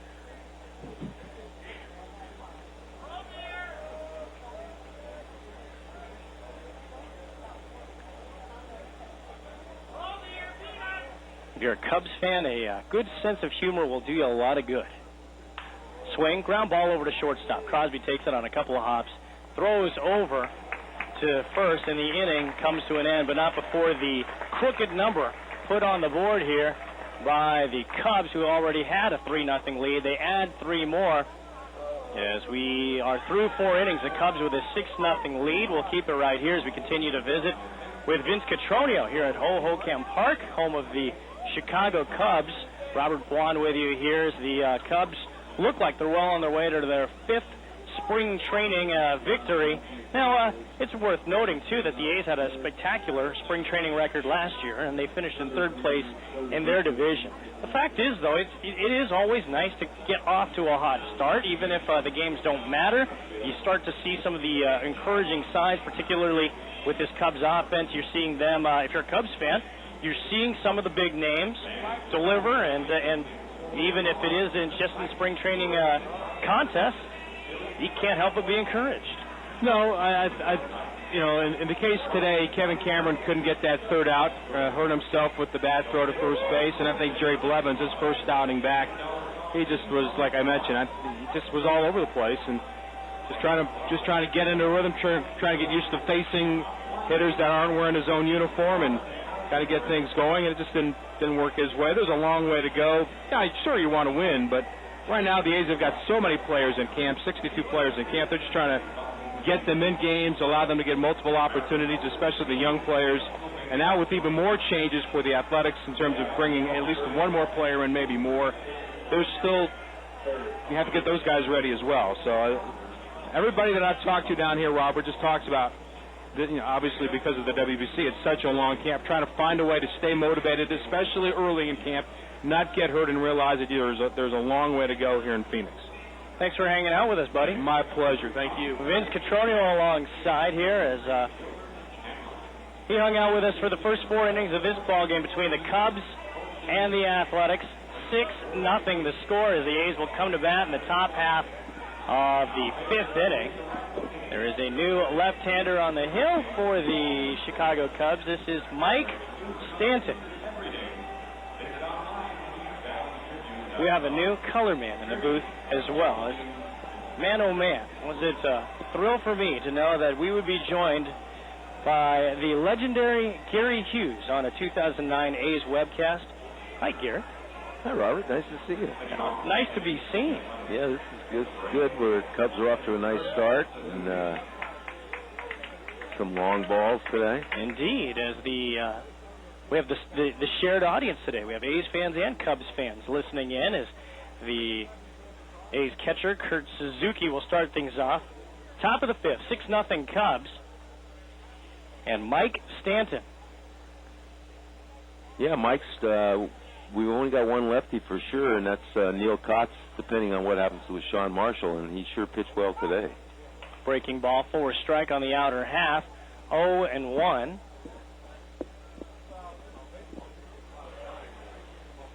It's funny, having Gary here in the booth as next pitch from Stanton is down and in the dirt, blocked by the catcher Baco. It's you know, with all the contributions you have on before A's broadcast with Marty Lurie, and the fact that there are Cubs fans listening, I don't even need to give you like the full introduction. Everybody knows who Gary Hughes is, the legendary one. The legendary, yeah. And it all started in Fenton's with an ice cream sundae that I ate. How about that, huh? That's where the legend goes. Hey, whatever works, right? Yeah. You need not qualify your legendary stats, as the count is 1-2 on Kurt Suzuki. I'm fairly certain everybody listening to this broadcast in one way or another knows who you are. So if you don't, you can Google him. It's not going to be hard to find out who he is. So certainly this is an opportunity if you're a Cubs fan as well. If you wanted to email the booth, we would certainly welcome that. Radio at OaklandAthletics.com. The count 2-2 on Kurt Suzuki. Bobby Crosby is on deck. Left-hander winds and fires. Line drive sent to center field. That'll fall in for a base hit. Played back by the center fielder, Reed Johnson, and the leadoff man aboard for the first time today for the Athletics. Single to center by Suzuki to bring up Bobby Crosby. Perfect timing, I guess, here. Gary, in the wake of some of the reports that we're hearing about the A's bringing in Orlando Cabrera. Kind of your thoughts on both ends of it with regard to Cabrera as well as the possible future for Bobby Crosby. Yeah, I'm living in the Bay Area and reading, the impending demise, I guess, of Bobby. I mean, it looks like that's what's going to happen. I don't know where he plays. He's a backup guy, I guess. Strike one called. And Orlando, I go back. His dad used to work with us in both in Montreal when I was there and in Florida. And we did not sign Orlando. We signed his other son, Holbert. Throw over to first base. One of the great lines in scouting history. We were by this time in Florida, and Holbert Cabrera Sr., who's since passed away at a very young age, which is a shame. But one of the newspaper guys says, "Well, how come you didn't sign Orlando?" Swing and a ground ball through the hole on the left side. Crosby aboard with a single. So back-to-back singles to lead things off. And they asked the father and scout why he didn't sign his son. He said, "We didn't like him." Really? Yeah. Wow. And it was true. Our Latin director at the time, who's also passed away, said he was too small. He's a real good player. Yet more evidence that scouting is not a exact science. There you have it. And the rest is history. Yeah. All right, the batter's Joe Dillon. Speaking of Bay Area guys. Yeah. Fine young man. Breaking ball from Stanton. Misses high and away. You know Joe Dillon? Yeah, I got to know him a little bit in Mazatlan. I played in Mazatlan a couple of winters ago. Maybe it's probably longer than 2, maybe 3 or 4. And got to know him there. We had some players on the club. I enjoyed him. Fastball from Stanton on the outside corner. A ball and a strike. We saw to begin this ball game a very fine outing from Sean Marshall. Oh, outstanding. Faced 9 batters, retired them all. How many ground balls did he get? 4. Yeah, good. 1-1 pitch. Drive to center field. Pretty well hit. Going back, though, playable. As Reed Johnson makes the catch in front of the 4:10 marker. Tagging up from second is Suzuki, advancing to third, and there's one away. Is Marshall the guy, if opening day were today, you get the sense Marshall would be the number 5 starter? Well, Aaron Heilman threw tremendously the other day also, so, I don't, my guess would be yes, but he did such a good job for us last year in doing every kind of role you could. Spot start, long, short, and that was pretty valuable too. So who knows what Lou's thinking, too. All right, Eric Patterson, the one-time Cubs farmhand, of course, was received by the Athletics in that 6-player deal in which right-handers Rich Harden and Chad Godin went to the north side. Patterson, the A's second baseman, an RBI chance here as he leans on a fastball away. 1-0. Big fan of Eric. My son signed him, so represented the family. What's his best position? I think he's an outfielder. I think he'd be. There's some limitations, I think, personally, defensively, that he's got, and I think he will hit. People keep asking me, is he going to hit? And I think he will. I really, he's a good hitter. He's got a nice swing, makes good contact, and and he can run. I mean, but I think that he'd be better suited, and maybe in center. I haven't seen him play it enough, but he's a great athlete. Count is 2-0 with 1 out. Runners at the corners for the A's here as they try to break through, and Patterson looks at a pitch low. Now 3-0 against Stanton with Javier Herrera on deck. Patterson, one of the guys that certainly looked at as, when he came over, filling a need that the A's didn't have a whole lot of in their system, somebody with speed.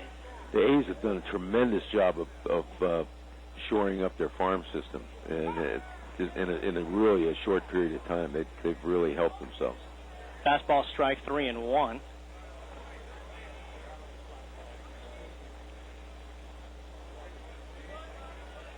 Patterson ready for 3-1. They set up away, and the pitch is there for a strike at the knees. 3-2 with 1 away. So better defensively, and not only maybe a skills go right now, but tools-wise in the outfield, be more to his suiting. I think so, yeah. I like him out there. 3-2 is cut on, popped up left side. 3 Cubs towards the left field line. It'll be the shortstop, Terrio, making the catch.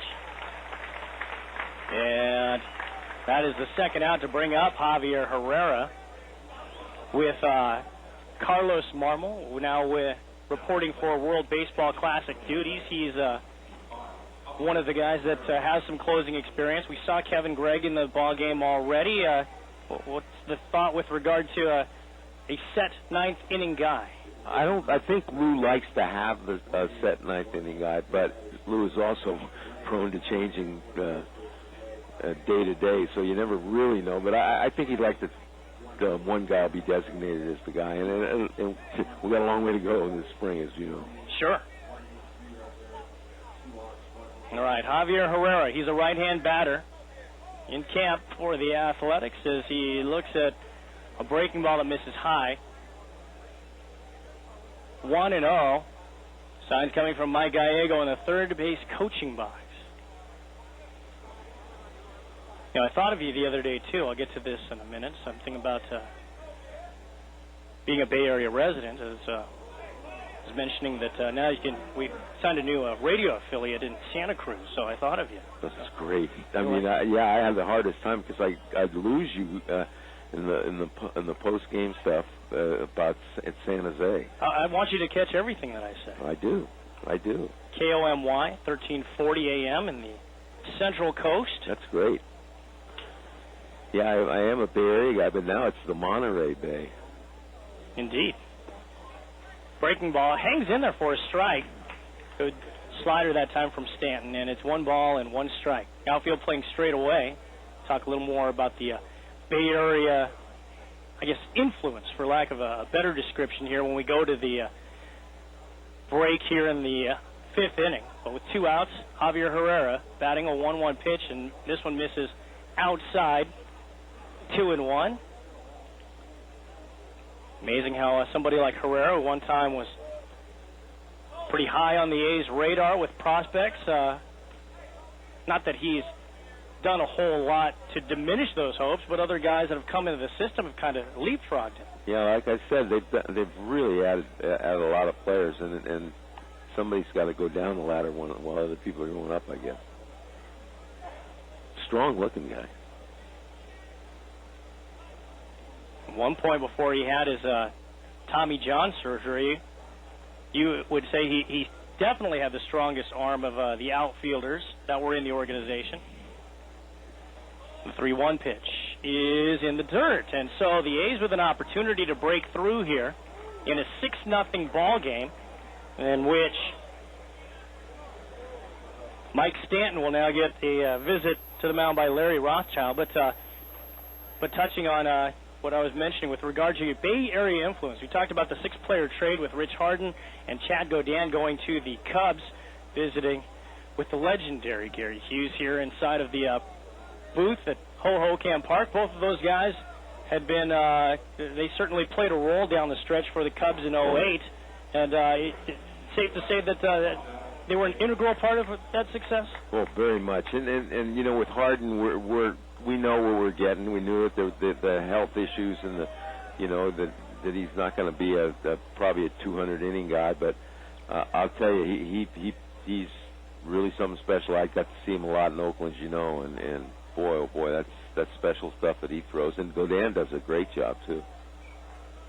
He had a tough September, Godin, but we look for him to be an integral part of our bullpen probably. So he's still in the mix for that 5th starter thing too. First pitch misses low to Rajai Davis with the bases loaded. Rajai had a tough outing the other day over at San Francisco.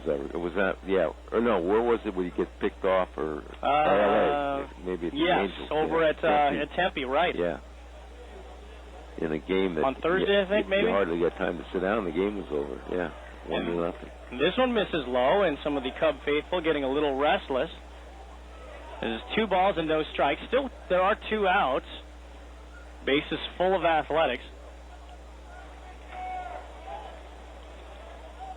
It's a good time to get a guy out from the Cubs standpoint. A lot of trouble on deck there. Hey, there's a force at any base. Swing, ground ball, smashed right up the middle for a base hit.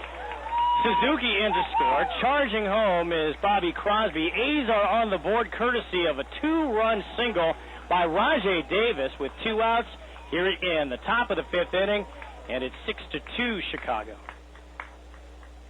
Yeah, we won't hold him on now, but I mean, he came in as a pinch runner the other day and got picked off first in the game when there weren't many base runners.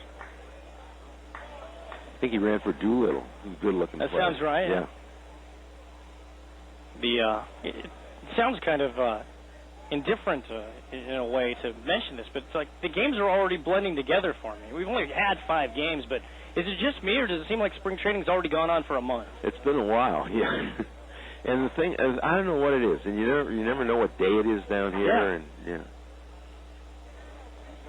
All right, here's Jack Cust. And a fastball is on the outer half for a strike. Now, if you were a manager and you had Jack Cust, you've seen plenty of him, where would you pencil him into your lineup? I'd find a place, I'll tell you that. I mean, you got to get the bat in there, and I know that they're having some time trying to figure out what. I guess they're going to pretty well set on right field now. They're talking. Yeah, that'll be where he plays most of the time. Of course, he played a lot of left last year, but I believe Holiday will probably get some at-bats there. Yeah, he probably find room for him, won't they? Maybe about 600 of them. Yeah, could be. The thing, and he's had a rough day out in right field today, but playing down here is a lot different than it is playing in Oakland. Or the sky here is just something you'll before this is over, somebody's going to lose a ball probably. All right, count is 0-2 on Jack Cust. Runners at first and second with 2 outs. He's broken through for 2, looking for more. The slider from Stanton sweeps away and blocked by Baco. It's 1-2 with Matt Holliday on deck.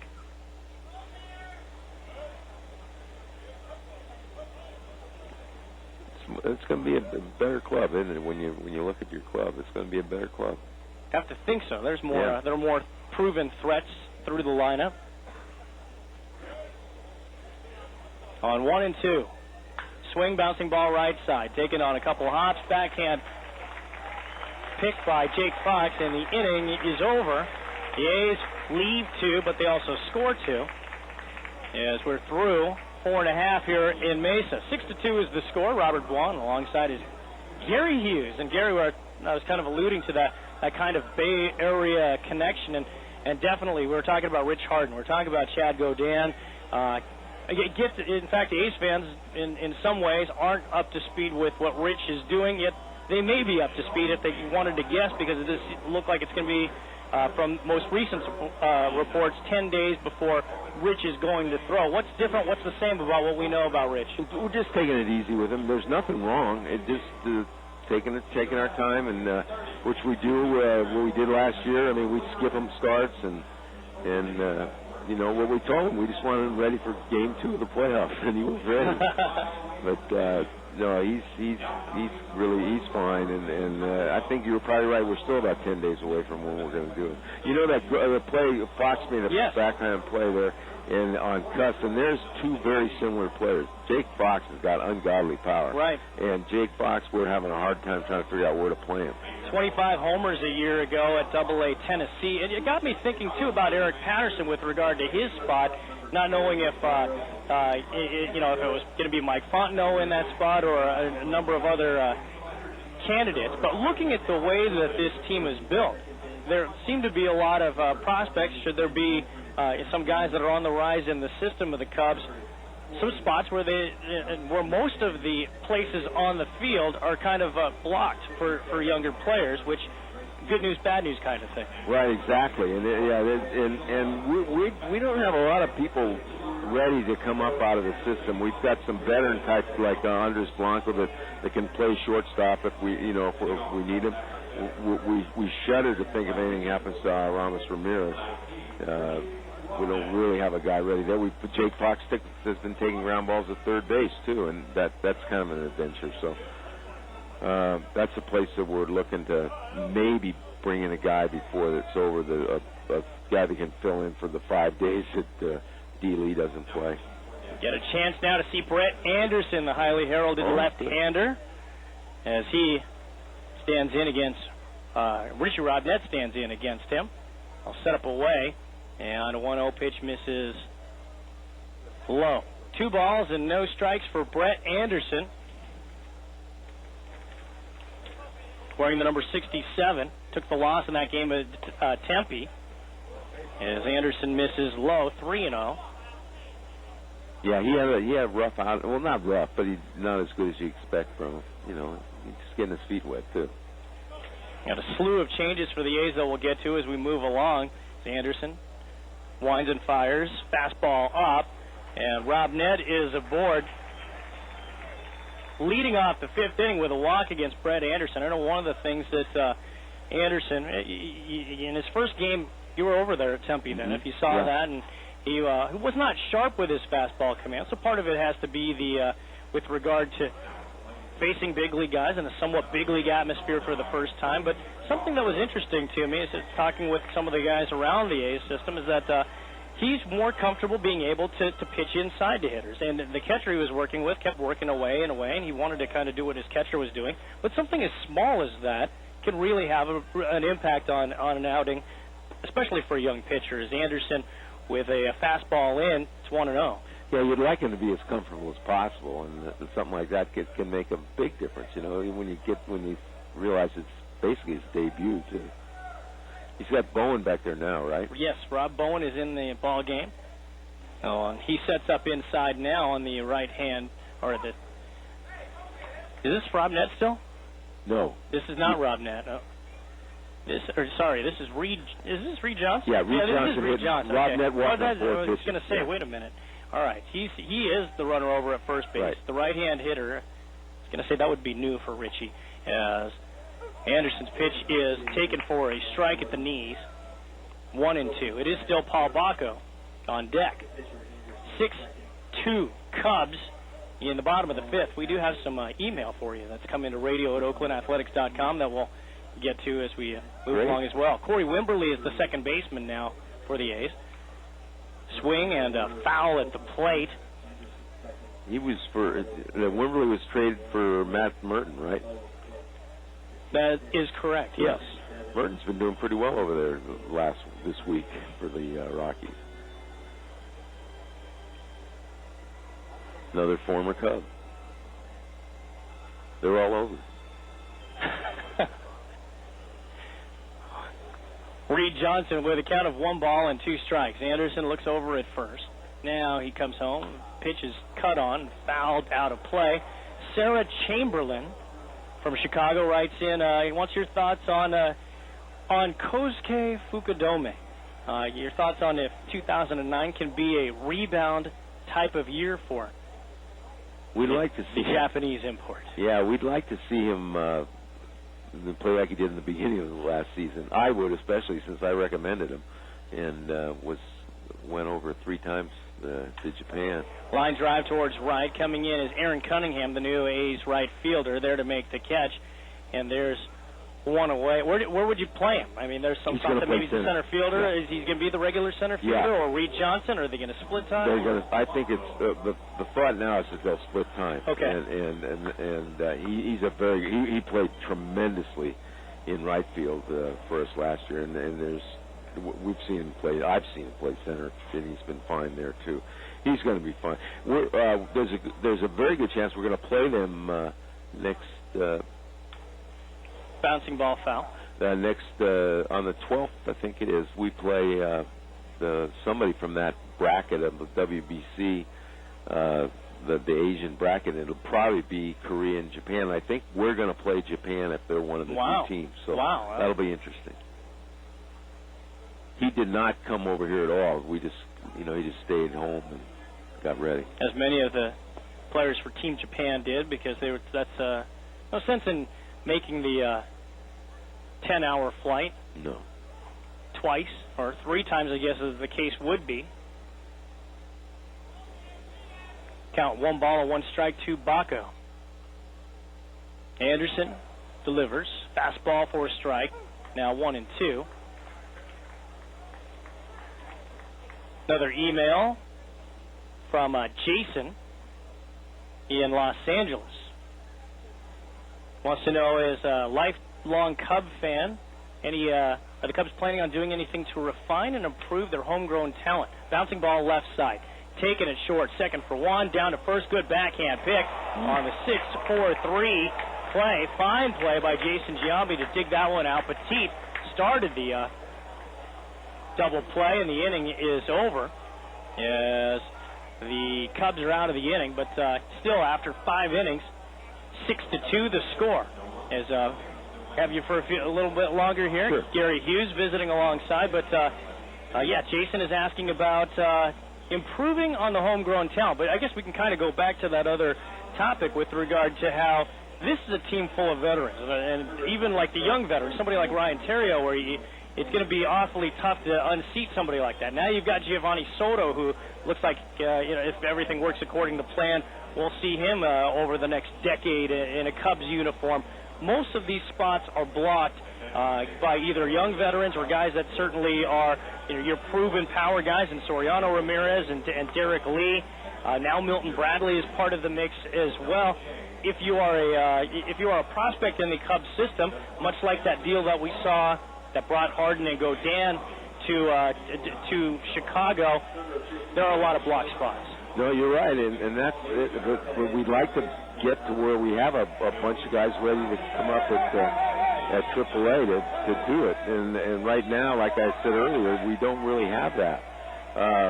The first two people you mentioned, interestingly, are homegrown. That's Theriot and Soto, and we're thrilled with them. And we just have to get more. We have to become more productive. Sean Marshall's out of the system too, but a lot of the guys we've got have been trades and free agent signings. Give me your thoughts on how shortstop has kind of evolved now. Shortstop used to just be, if you get the guy who's got the glove and is going to make all the plays, the routine plays, that's what you wanted. Short power was sort of a bonus. Then we saw, as in definitely in the late 90s, early part of this decade, shortstop became a position where you almost had to have power. All of the good teams, all the playoff teams had shortstop that hit for power.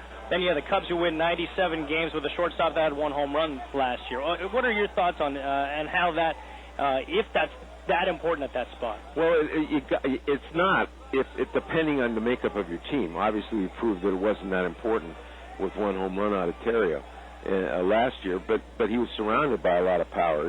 Starting with the guy next to him, which was Mark DeRosa, who's no longer with us, and he had 20-something home runs, and so did the third baseman, and D. Lee's a power guy, and Soto had 20-something home runs, so and Soriano, so we were pretty good in that department, and we should still be. So you can get away with it, but you're right. You got to find.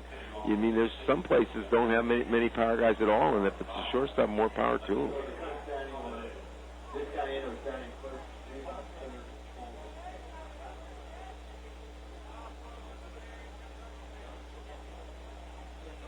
Gary Hughes alongside for 3 more outs at least as we continue along here. Going to the top of the 6th inning, the Cubs leading this one by a count of 6-2. Matt Holliday, right-hand batter, looks at a fastball high. As this is Luis Vizcaíno who's into the ball game now, the veteran right-hander, one-time member of the A's system. Another guy battling for a job. Seeing Holliday up here, I'll tell you a story.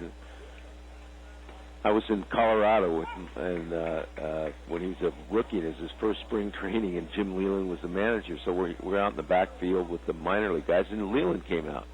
And Holliday is standing there, and Leland walked up to him and said, "Geez, you're a big fella." And he said, "Yes, sir," very polite. "Yes, sir." And when one is swung on, fouled out of play. Holliday had been a highly touted quarterback coming out of Stillwater, right? Oklahoma. So Leland looks at him and says, did you ever play football?" And he said, yeah, I did. Yeah, well, real nice. And Leland said, "Well, what position did you play?" Knowing full well, but he's asking. He said, "Well, I was a quarterback." And he goes, "Oh," he says, "Were you first string?" And with that, he walked away. It was hilarious. 1-2 pitch is outside, now 2-2. He, like Brett Anderson, who we just saw for the Athletics on the mound, both of them had opportunities to go to Oklahoma State, where that's right. Yeah. Matt Holliday, his father at the time, was the baseball coach.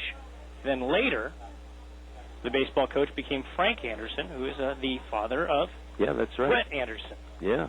The Stillwater, when you have Stillwater ties, they run deep, don't they? Stillwaters run deep. That's very good. I was in Stillwater and saw the playoff. The must have been a regional. Oh my God! You should see the football for T. Boone Pickens. Yes, Boone Pickens Stadium. Yeah. Yes. Oh my gosh! Popped up. It's now carrying out to right field. Coming in from right to make the catch is. I think that might still be Rob Nett in the game. There it is. And records the out. Holliday with a fly ball out, and with one away, it brings up Jason Giambi. We've got Rivas at third base now, who has really played well for us, and has had a real good spring to date. And is that Luis Rivas? Yes, former Twin? Okay. Yeah, it is. A slight shift on the infield. Stereo is about 10 feet left and 10 feet back of second. Yeah, in fact, the shift worked for us in the last time. I guess it was the last at bat when Terrio went over basically to second base to make the play.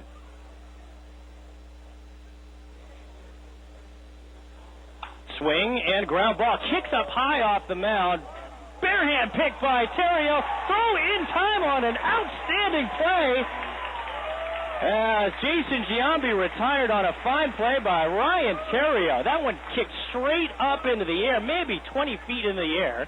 Had some topspin, came down on a convenient hop. Terrio could not have played that any better. Fine play by the LSU product. Unbelievable. I mean, he had to wait for it to come down. It was, and unfortunately, Jason's speed was...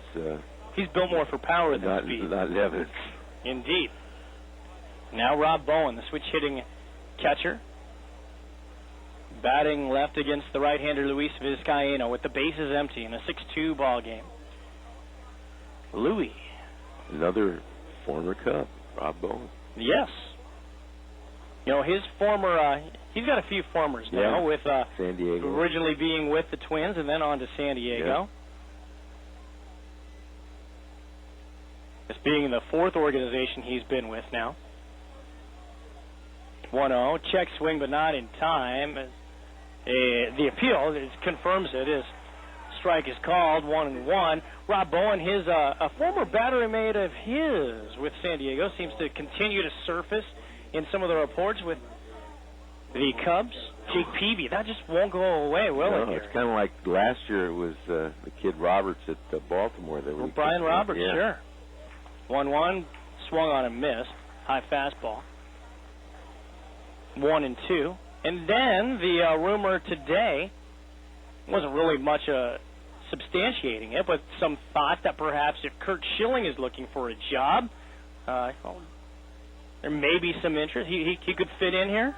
Yeah, well, Kurt volunteered that he would like to pitch for. If he came back, he would like to pitch for the Cubs or the Rays. Okay, all right. So that was on his website. Oh, all right, so he let that out there. That was a freebie from him then. All right. He started the room. All right. The at-bat ended for Rob Bowen as he swung and missed at a fastball from Luis Vizcaíno. So the inning is over as 3 up and 3 down there for the right-hander Luis Vizcaíno. Gary, it's been a lot of fun hanging out with you. Thanks Robert, thanks for the visit. We'll do it again before the spring. There's at least one more Cubs-A's matchup. We'll definitely have to catch up again. Great, thank you. All right. Here in Mesa, the Cubs, they have a lead in this one as we all go to the home half of inning number 6. 6-2 Chicago.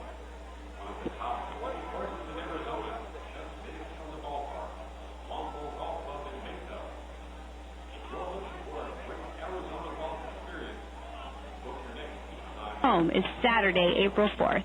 The A's will play the final game of the preseason Bay Bridge Series against the San Francisco Giants. Game time is at 1:05. Tickets are on sale now at all tickets.com outlets and at the Coliseum box office. To order by phone, call 877-493-BALL, or to purchase tickets online, visit the A's official website, oaklandathletics.com.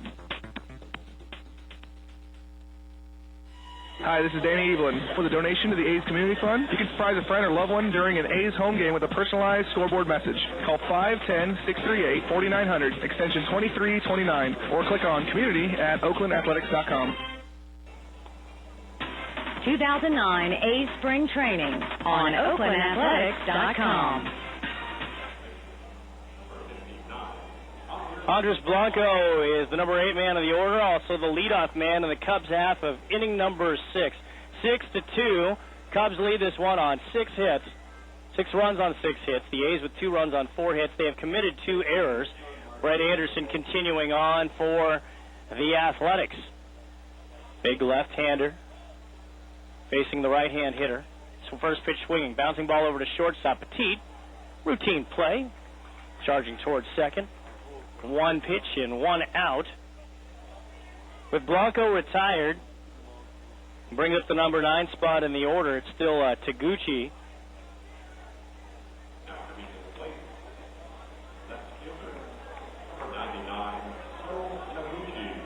As we'll kind of reset everything as best we can. It looks like Sean Doolittle is into the ball game now for the Athletics over at first base. Sean Doolittle. Anderson working out as So Taguchi, who shows bunt, pulls it back in time on a fastball in. It's 1-0. Doolittle over at first. Corey Wimberly at second base, just at the edge of the outfield grass at second.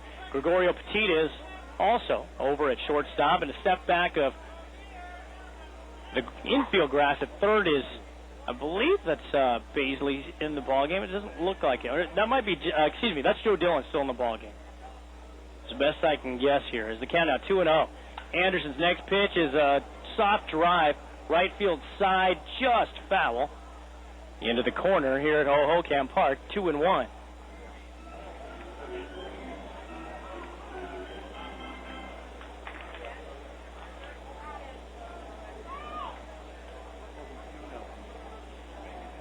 Anderson deals, swing, and a lash foul again, right side, out of play. And the count is 2 balls and 2 strikes with 1 away. The Athletics left-hander appeared in that game over at Tempe. Pitched 1 inning, gave up 3 hits, and gave up 2 earned runs. 7 batters faced. 2-2 pitch just misses inside. And the count goes full with Jason Dubois on deck.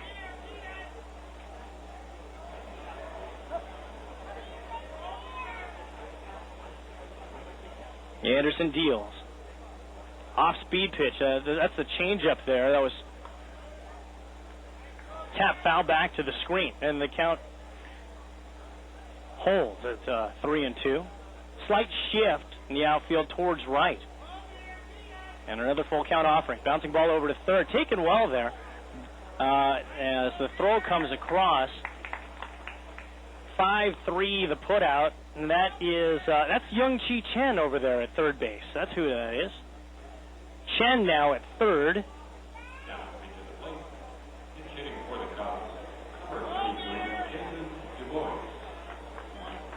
And Jason Dubois, as the PA announcer here pronounces.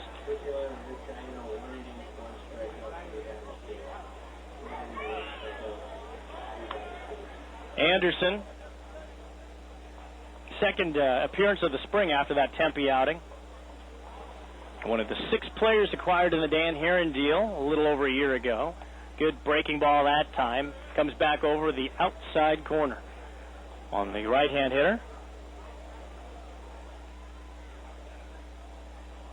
From the third base side, another breaking ball that time. A little tighter breaking ball. Anderson features all 4 pitches. Fastball, curveball, slider, change. 1-1 is, I'm not sure. I think that was a fastball. He just tried to take something off of, and he missed high and away. 2-1. Bowen sets up inside on 2-1. Foul back to the screen, 2-2. Terrio is the batter on deck.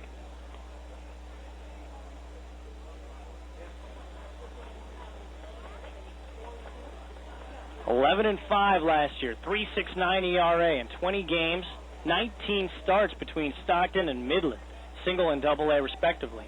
Is the 2-2 fastball just off the inside corner, and the count goes full.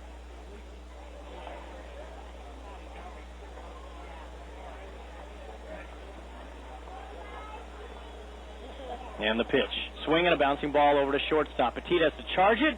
Gloves it, throws it, and 6-3 the put out, and a much tidier frame of work for Brett Anderson comes to an end as we are through 6, and we'll go to the top of the 7th with the Cubs leading by a score of 6-2. Hi, this is Danny Evelyn. With a donation to the A's Community Fund, you can surprise a friend or loved one during an A's home game with a personalized scoreboard message. Call 510-638-4900, extension 2329, or click on community at oaklandathletics.com. For a first-class baseball experience, check out A's Luxury Suites. Get all the excitement of the ballpark combined with the comfort of your living room. With Peters-style seating, televisions, couches, and a wet bar, A's Luxury Suites are perfect for hosting your friends, employees, and clients. You'll also get game notes and a program delivered right to your suite. For a limited time, get a 5-game A's Luxury Suite mini plans. Get a 6th game free. Call the A's at 510-638-4627. That's 510-638-GO A's. The A's Community Fund and Alta Bates Summit Medical Center invite youth baseball and softball teams to take the field with the team before Sunday home games. For more information, call 510-638-4900, extension 2329. 2009 A's Spring Training on OaklandAthletics.com. 6-2 the score as we go to the top of the 7th inning. Cubs have led since the first pitch they saw. Alfonso Soriano sending a solo shot over the wall and right against Sean Gallagher. It's been smooth sailing for the Cubs ever since. They hit a rough patch in the 5th when the A's scored a couple of runs, but that was it. The Cubs with a run in the 1st, 2 in the 3rd, 3 in the 4th in a 6-2 ball game. As now into the ball game is right-hander Andrew Kashner, wearing number 70 for the Cubs. The Cubs had made some more changes that we'll get to as we move along. I believe that's Wellington Castillo into the ball game now, doing the catching for Chicago. Jake Fox still in the ball game over at first base. The new shortstop is Darwin Barney. Darwin Barney is at shortstop. And as Gary told us, Luis Rivas in at third. Non-roster invitee. Here's Gregorio Petit, Venezuelan infielder for the Athletics, leading off in Bobby Crosby's spot in the order here in the 7th inning. As the right-hander fires a four-seamer that's a little bit too tight for ball one. Gregorio Petit, righty-righty matchup here as he tries the other side of the plate. Does Kashner and gets this one for a strike. 1 ball and 1 strike.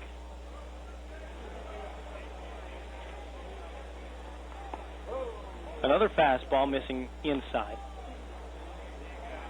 2-1.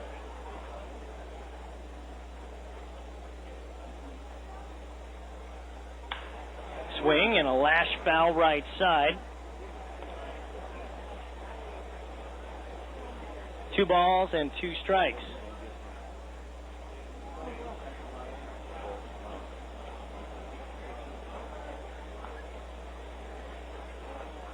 Outfield shifted towards the right, playing deep and left. And a fastball high and tight that time. Coming up out of the crouch was Castillo. And the count goes full on Gregorio Petit.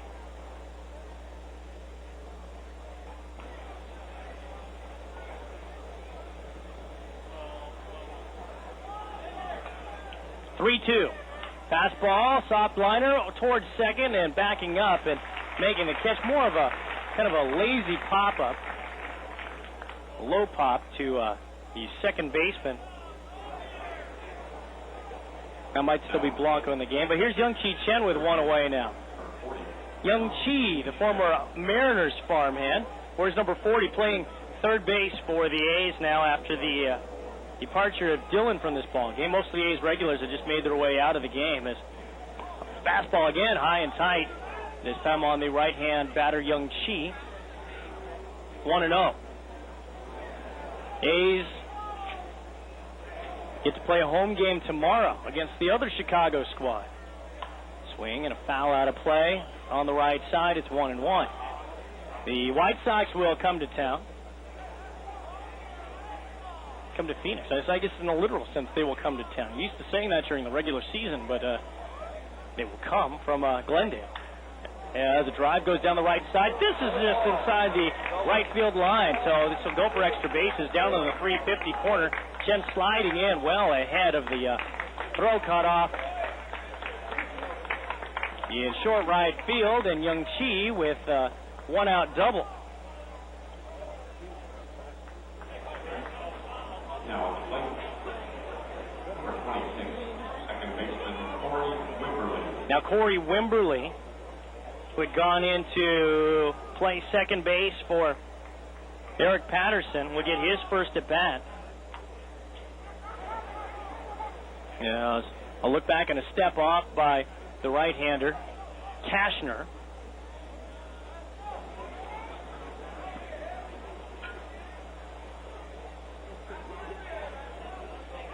The diminutive one, Corey Wimberly, with an open stance from the left side as he looks at a fastball high and away. As we've been talking about with the infielder received from the Rockies, number 26 in camp for the A's. Big style points for this speed-burning infielder. As the 1-0 is cut on, opposite field drive. That falls in for a base hit. So up to third will go Young Chi as Wimberly makes a big turn but heads back to first. And there are runners at the corners with 1 away, but Wimberly showing the old school stirrups. The big yellow sock and then the big green stirrup. Really old school style. That is fun to see. Todd Steverson, the A's first base coach, touches him on the shoulders, giving him some instructions as he's held on over at first base. Of course, the Cubs looking to see if they can get 2 outs with 1 ball here. As Aaron Cunningham comes up in an RBI situation. 1 away. Young Chi Chen, the runner, over at third base. Righty versus righty. Cunningham with a slightly open stance. Looks at a fastball inside. Castillo coming up out of the crouch, but receiving the first pitch about chest high on Cunningham, about 3 inches off the plate. It's 1-0.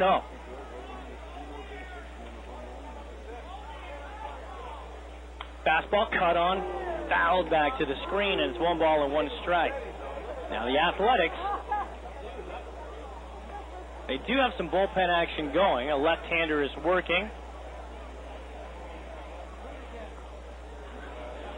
And that's Gio Gonzalez, the former White Sox, talking about the opponent of the A's tomorrow, the Chicago White Sox. And off-speed pitch is in the dirt. Wimberly hustling down to second base, easily in at second. No throw coming from Castillo. So now the force is out of play as Wimberly with an easy stolen base there.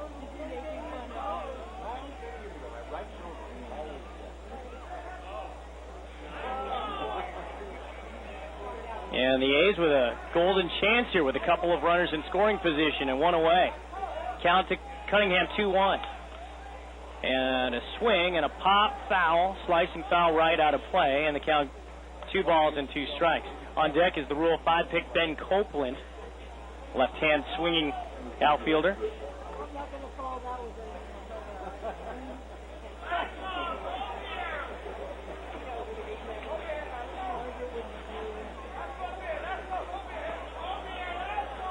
And now with the runner at second, it'll take a little more time, as it usually does with everybody here, trying to remember the secondary signs in spring training. It's the reason why we're here, but Andrew Kashner taking his time from the first base side, peering in with Castillo. He wants to go through them again. Now he's ready. And on 2-2. In the dirt, pops up, and it's right side of the plate. The underhand flip is not nearly in time as Chen comes down the line to score. Advancing to third is Wimberly on the wild pitch. 6-3 Cubs.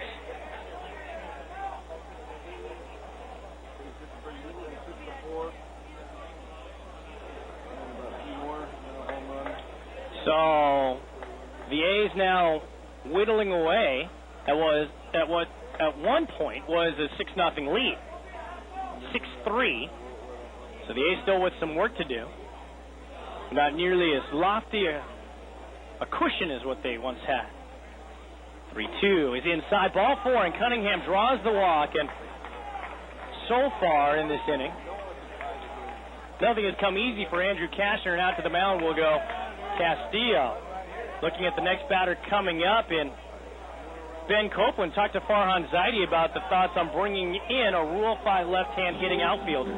Well, Copeland is our Rule 5 guy in camp this year, and it was interesting when we were ranking guys going over the Rule 5 list, and he was certainly figured prominently on that list. We kind of took a step back and said, let's forget about needs for a while, and let's just evaluate from a scouting perspective who we think has the best chance to really contribute in the big leagues next year, who has the polish and the upside to do that. And he was the guy that really stood out, and he isn't a natural fit on our team because we do have a lot of outfield depth, and we are pretty left-handed offensively, but the total package that he brought to the table, being a plus defensive center fielder, being a very effective base runner, and being a guy who has some pop, who hits a lot of doubles and triples, was too much to pass up. So a little bit about Ben Copeland. Left-hand hitter, slightly open stance. They set up away on a first pitch as Copeland checks his swing. The appeal, no swing, says David Rackley. 1 ball and no strikes. Mike Gallego with signs from the third base box. Understood, and back in goes Copeland. And the pitch. Blocked in the dirt again by Castillo as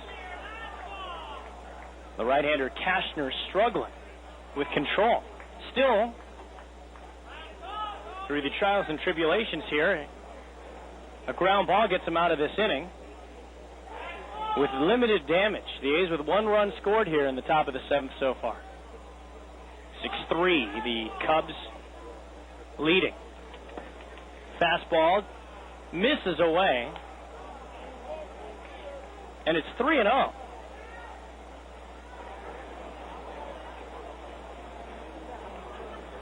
On deck for the A's, the highly heralded infielder Andrew Cardenas. Fastball for a strike.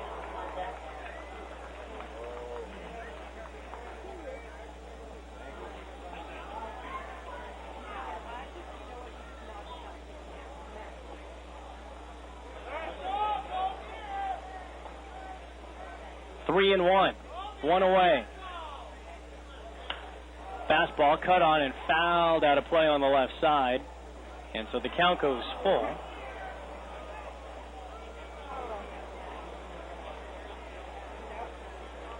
Outfield playing straight away here, looking for two up the middle. Where at shortstop, Barney playing closer towards the bag. That's second. 3 balls, 2 strikes. The pitch. Another foul back. So a good battle here with young Ben Copeland. Really making a struggling pitcher work and doing a good job of hanging in there and fighting off some pitches to extend the at-bat. Taps the bat, each side of the plate. Now he's ready. Even stance to the left-hand hitter.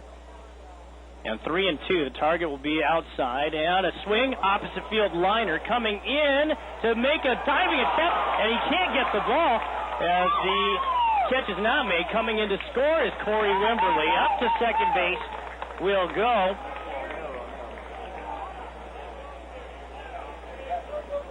Aaron Cunningham. And so it should go as a single. It's going to be, it was a little bit of a tough play. The flags, while not strong, there is a breeze blowing in from left field. And it should go as a base hit, RBI. And Lou Piniella has seen enough from this right-hander. As in from the pen at some point. Actually, Lou has not made the move yet. Yes, he has. As out from the pen will come a left-hander for the Chicago Cubs. So a pitching change here with 1 out in the 7th inning. So the A's, who were down by a score of 6-0 after 4 innings, scored twice in the 5th. They've scored twice so far here in the 7th in a game that now is just a 2-run difference. And on deck is Neil Kotz, the left-hander, one-time A's farmhand. He emerges from the pen to face Adrian Cardenas. When we talked to Farhan about the former Phillies infielder, he talked about how this is definitely a guy who's on the fast track. Now, Adrian is a guy that got to the AA level last year at a very young age. Luckily, we have some depth in the middle infield between the big league club and AAA, and we want to give him a chance to go back and really master that AA level before moving forward. But he's a guy we really liked in the draft a couple years back, and one of the best sort of pure natural hitters in the minor leagues in our scouts' opinion.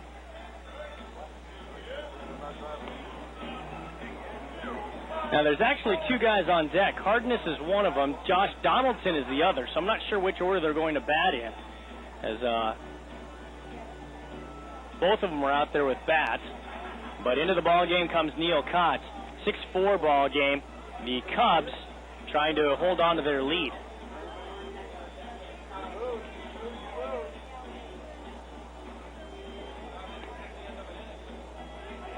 It will be Donaldson instead, actually. So Cardenas will be the on-deck man now, as both had emerged. And Donaldson, number 29, he is the catcher, the former Cubs prospect.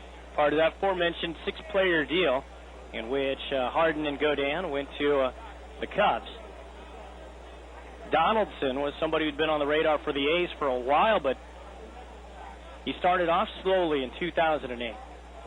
To the benefit of the A's, it made him available as Kotz deals a breaking ball that misses inside.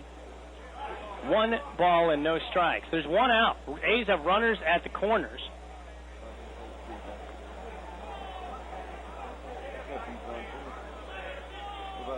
The pitch, swing and a miss. Good slider that time from Kotz. Ties up Donaldson. Looking for something hard there and got something with a wrinkle in it. It's 1 ball and 1 strike.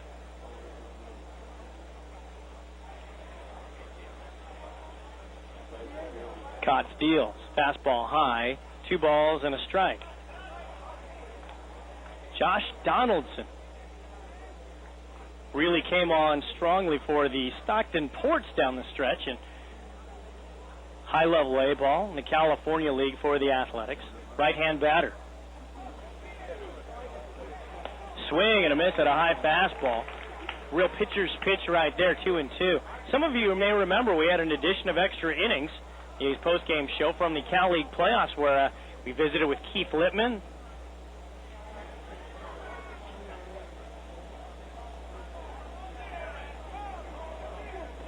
When we talked about Josh Donaldson, big kid, right-handed hitter, swing and a foul back to the screen as he's just off the fastball, 2-2. And we at that time were talking about how he is a catcher, but looking at some possible alternatives. The thought that maybe he could go over to third base was in the works, and there was some hope that maybe he would play some third base in the Arizona Fall League. He instead played a lot of first base, as that was one of the slots that they had available as far as rosters in the Fall League. Fastball away, and now the count is full. So the runners will get a start. Cunningham from second, and Copeland from first.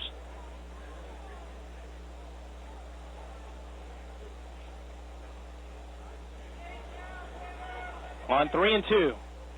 Swing and a foul back to the screen again. So a good at-bat here from Donaldson against a veteran left-hand reliever, Neil Kotz. As you mentioned, a former A's farmhand Kotz. 50 appearances for the Cubs last year out of the pen. 2 losses, a 4.29 ERA. Struck out 43, walked just 13 and 35 and 2/3 innings. As a look back at second, Kotz now deals. Another foul back over the screen and about almost here to the press box level. So really hanging in there. Donaldson holding his own, making a very impressive showing.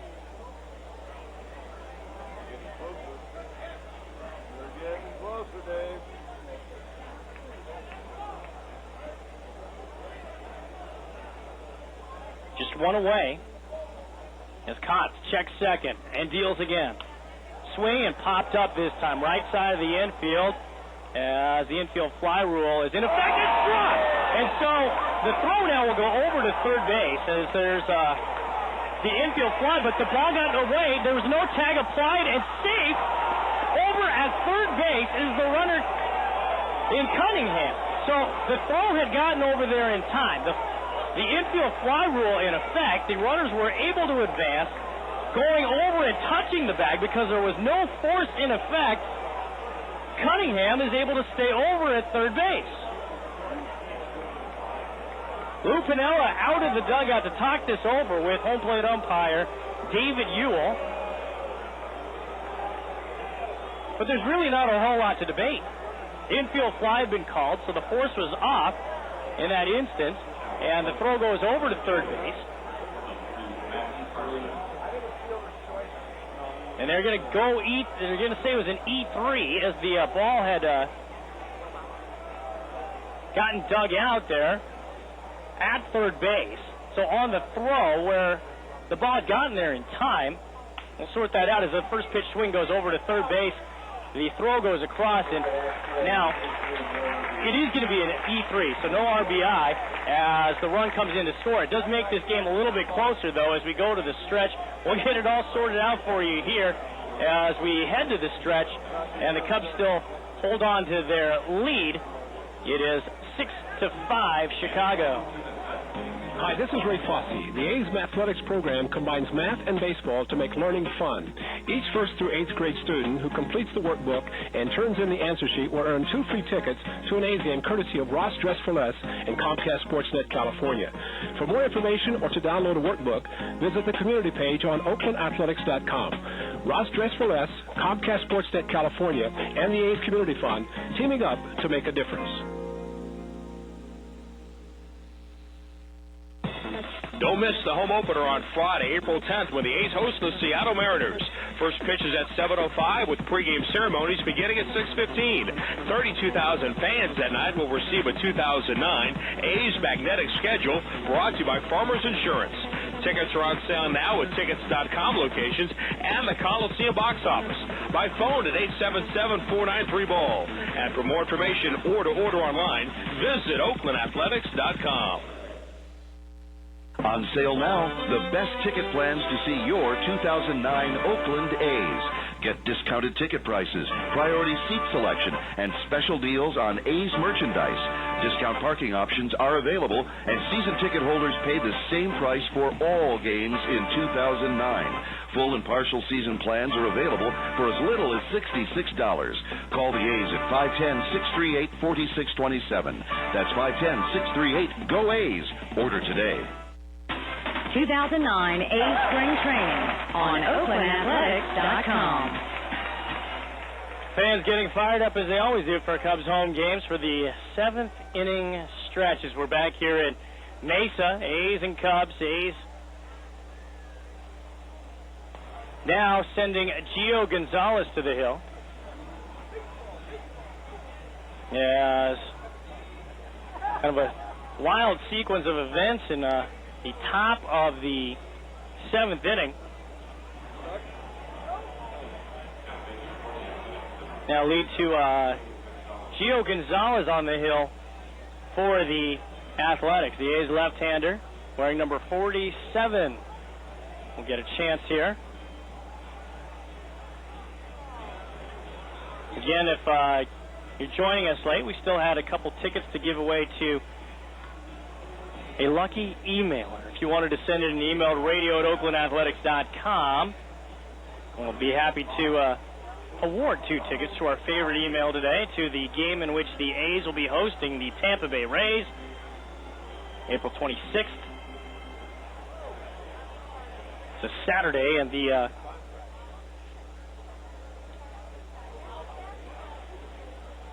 holiday replica jersey will go to 10,000 fans that day. Fastball, first pitch swinging. Barney spoils one off, pops it out of play, right side. 0-1 against Gio Gonzalez.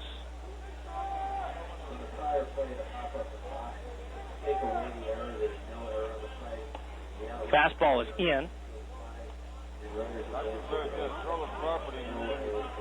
Okay, so that is correct. The infield fly allowed the runners to advance at their own risk. There is no error. And the 1-1 pitch. Bounce over to shortstop. Takes an inconvenient hop, but Gregorio Petit stays with it. Fine play as it kicked up high off of the lip of the infield grass. 6-3 the putout. On Darwin Barney to bring up Luis Rivas.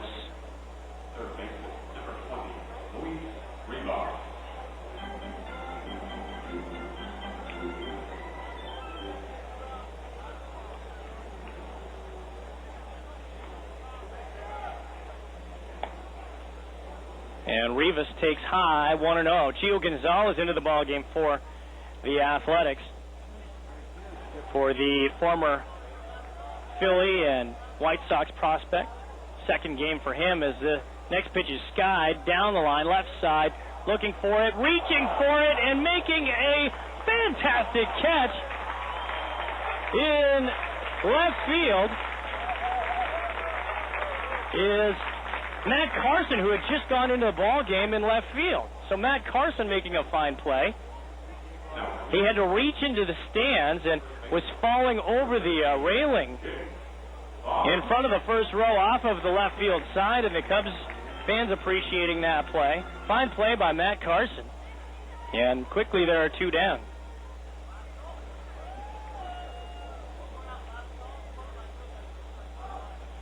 Gio Gonzalez now working against first baseman Jake Fox, right-hand hitter, who takes inside, 1-0.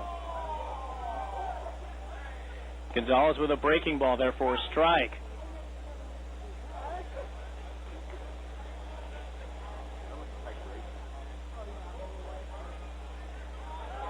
In the middle of the slab, Gonzalez deals. Good fastball that time. Pours it by Fox, who swings through. And the count now 1 ball and 2 strikes.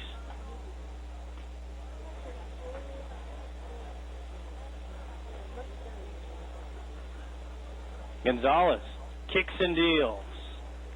Blocked in the dirt, kicks up high in the air off of the catching gear of Rob Bowen. And it's 2 balls and 2 strikes with 2 away. 6-4. Cubs lead.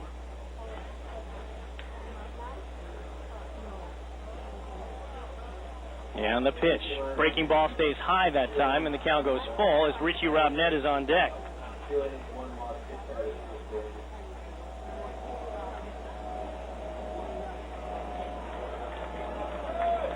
Gonzalez deals. Fastball swung on, fouled out of play on the right side. Gio first pitched this spring. That was the game Wednesday of last week against the Brewers over in Maryvale. He allowed 2 hits and a run. As Gonzalez, a fastball is poured up in the zone. Fox swings and misses, and Fox not happy with that call as he looks back, but it's swung on and missed. A strikeout for Gio Gonzalez, and a very fine performance for the A's left-hander. Facing 3, retiring 3, and we'll head to the top half of the 8th inning. Cubs lead by a count of 6-4. Your first chance to see the 2009 A's at home is Saturday, April 4th. The A's will play the final game of the preseason Bay Bridge Series against the San Francisco Giants. Game time is at 1:05. Tickets are on sale now at all tickets.com outlets and at the Coliseum box office.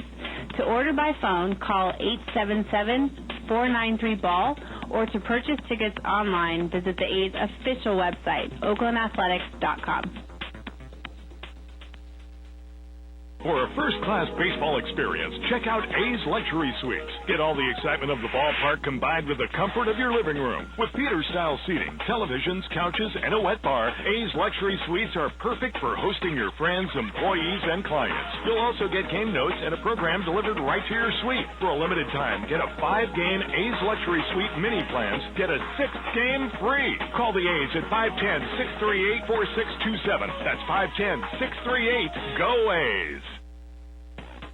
Join Matt Kemp and Dave Stewart in a fun-filled night for a great cause. Ante Up for Autism takes place Saturday, March 14th at the Penske Racing Museum in Phoenix, Arizona. It's a Texas Hold'em poker benefit with some of Matt and Dave's friends, including Torrey Hunter, Ricky Henderson, Orlando Hudson, Danica Patrick, and many more. For information on sponsorships and admission, call 949-640-4401. That's 949-640-4401, or visit anteupforautism.org. 2009 A's Spring Training on OaklandAthletics.com. 6-4 going to the top of the 8th. Farhan Zaidi tells us about a man coming up to bat here in first baseman Sean Doolittle, and the experts say he can do it all. The Major League Scouting Bureau actually scouts all our players, and it's an interesting place for us to look just to get some third-party perspective on, how the industry views our prospects, because we have our opinions of guys, but those aren't always objective. And reading Sean's scouting report from this past year in Stockton, the Major League Bureau scout that saw him said, there's basically nothing this guy can't do, and I could even see him playing center field eventually. So that kind of speaks to his defensive ability and his athleticism. Well, the one thing that definitely stands out is this power potential, the UVA product, as he faces a right-hander in the ball game now. I think this is this is definitely not Kotz. It's a new right-hander into the ball game as we go to the top of the 8th inning. And a fastball is away. 1 ball and 1 strike. It's Randy Wells, perhaps. It works from the first base side. It is Randy Wells. Ground ball up the middle, taking it short by Barney. Throws over and beats Doolittle by a step. 6-3 to put out with 1 away. Comes Rob Bowen. Rob is the incumbent backup catcher for the Athletics, but certainly there's some heat on his spot with the one-time first-round pick switch hitting Landon Powell, who is on the rise, and he's been a guy who certainly has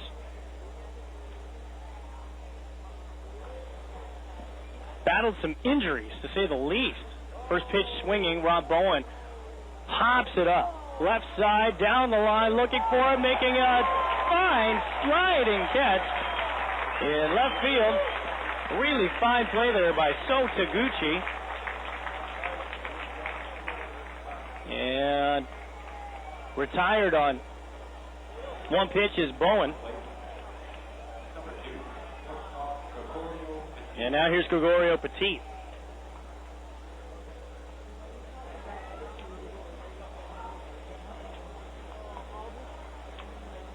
Randy Wells, number 36 for the Cubs. Spins and fires, breaking ball, misses high. 1-0.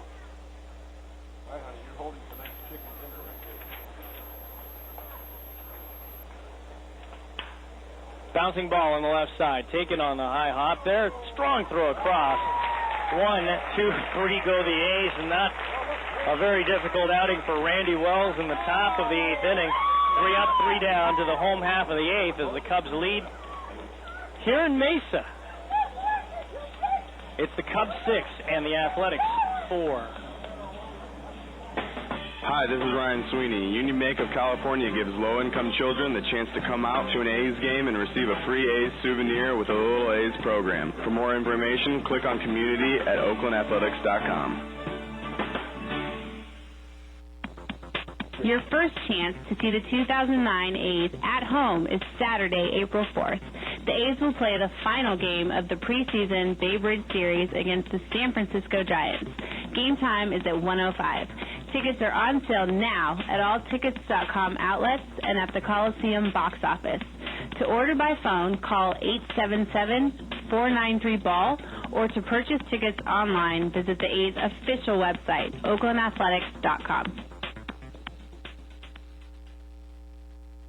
Make plans now to bring your group to see the 2009 Oakland A's. For most games this season, groups of 25 or more fans qualify for discount tickets. Ask about the barbecue terrace and plaza packages, private seating in home run territory for groups of 50 or more. Save up to $10 more for field-level group tickets on Super Saver dates.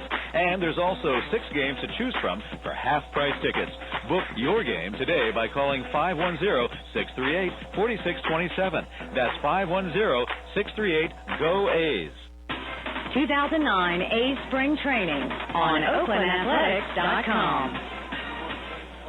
A's fans, you can find out all about some of the most comfortable seats in the entire ballpark by calling the A's right now. You can find out all the information on A's luxury suites. I mean, can you imagine all the comforts of your own living room with the excitement of being at the ballpark? You can get a number of different packages, full and partial season plans, and for a limited time, you can purchase a 5-game package, and in doing so, you would get a 6th game for free. It's true. Just call 510-638-4627. Get more information. 510-638-GO-A's. There's a fastball from Gio Gonzalez.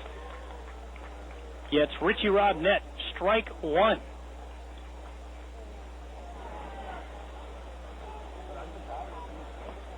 Breaking ball drops in for a strike as well, and quickly down is Robnett to 0-2. We'll reset the defense for you, but Gonzalez working relatively quickly as a 2-strike pitch is a fastball up. Rob Bowen is working with Gio Gonzalez over at third base. Young-Chi Chen, Gregorio Petit at short, second baseman Corey Wimberly with Sean Doolittle over at first. On 1-2, fastball, strike 3 called, outside corner, and Robnett punched out, and second strikeout for Gio Gonzalez. It brings up Sam Fold, who had gone into center for Reed Johnson.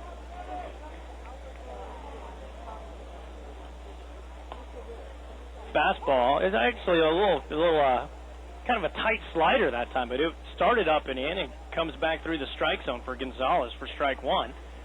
And the next pitch, fastball that time on the outer half. So Gonzalez working quickly, throwing strikes. He's retired the first 4 batters that he's faced. Count 0-2 on Fold. Gonzalez tries the breaking ball, and Fold getting a piece of that one, staying alive at 0-2. On deck is the catcher Castillo.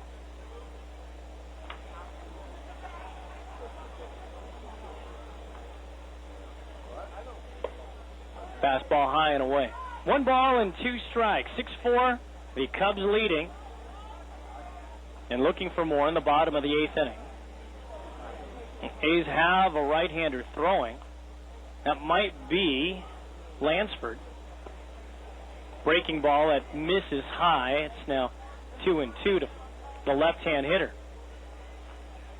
The Cubs have a split squad tomorrow. Half of them will be playing the Cleveland Indians, but the other half will be headed to Vegas. Swing and foul out of play on the left side. It's now 2-2.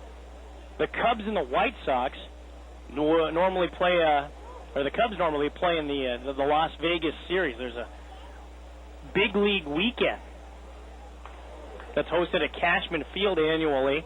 The Cubs have been in that for the last couple of years.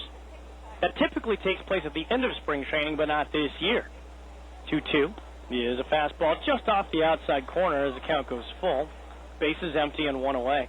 Instead of playing it at the end of the spring, they're playing it early. They'll play it over the next couple of days. As the 3-2 pitch is swung on and just half foul at the plate. It's still a full count with one away. But the Cubs are unavailable at the end of spring training, as they'll be playing the unofficial opener. It'll be literally the first ball game for new Yankee Stadium. Line drive hit towards second and just off the shoe tops. Wimberly reaches down and makes the catch on a soft drive off the bat of Fold. Catcher Wellington Castillo.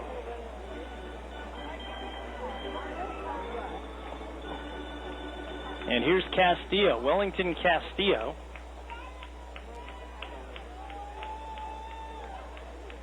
Right-hand batter. Slightly closed stance as Gonzalez fires, chops it, and it's over the head of Gonzalez. Barehand play by Wimberly, and just in the nick of time is able to make a barehand play on a slow bouncing ball over the head of the pitcher Gonzalez.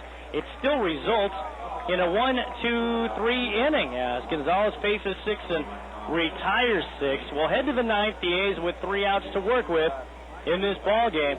It is 6-4 Chicago. Hi, this is Ray Fosse. The A's Mathletics program combines math and baseball to make learning fun. Each 1st through 8th grade student who completes the workbook and turns in the answer sheet will earn 2 free tickets to an A's game courtesy of Ross Dress for Less and Comcast Sportsnet California. For more information or to download a workbook, visit the community page on oaklandathletics.com. Ross Dress for Less, Comcast Sportsnet California, and the A's Community Fund teaming up to make a difference.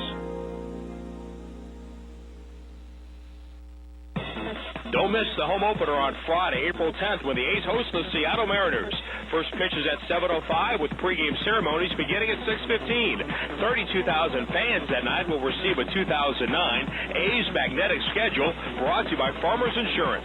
Tickets are on sale now at tickets.com locations and the Coliseum box office.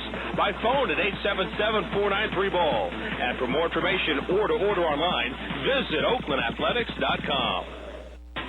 2009 A's Spring Training on OaklandAthletics.com.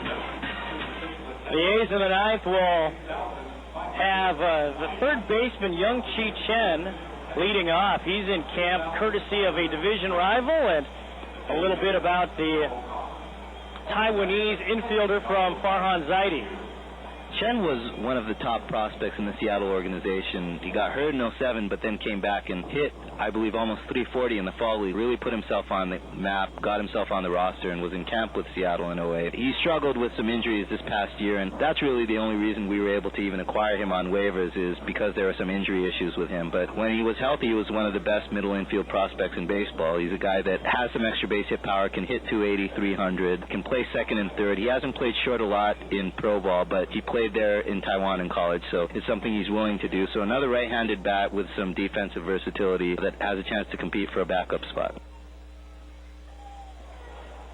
And Chen will be facing Esmelen Caridad, right-hander, wearing number 71 in the 9th inning. Save opportunity for Caridad. Righty versus righty. Fastball inside to start off against Young Chi. It's 1-0. As we talked about, a former Mariner infielder. Fastball outside. Now 2 balls and no strikes.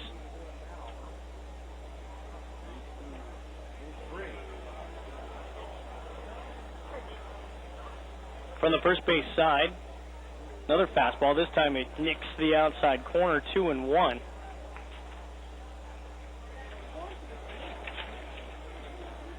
Caridad winds, fires, swing, and a foul right up here. Nope, I thought it was going to maybe come into our booth, but looking at the numbers on Caridad so far this spring, pitched last Wednesday against the Dodgers, win an inning. And also, as strike 3 is called on Young Chi Chen with a fastball, straight heat on the inside corner. Young Chi down on strikes to bring up Corey Wimberly.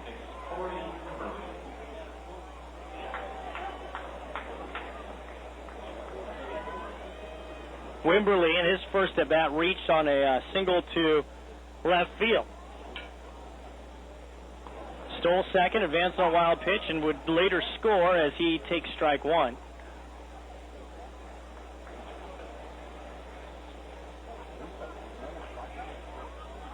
Caridad fires and off speed.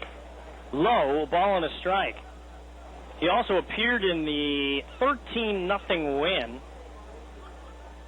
over the White Sox on Saturday. Fastball is low. 2 balls and 1 strike.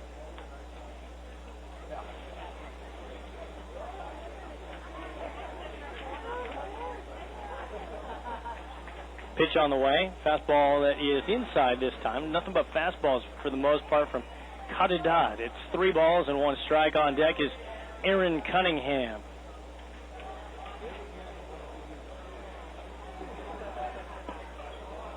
Strike called as Wimberly was ready to chuck the bat.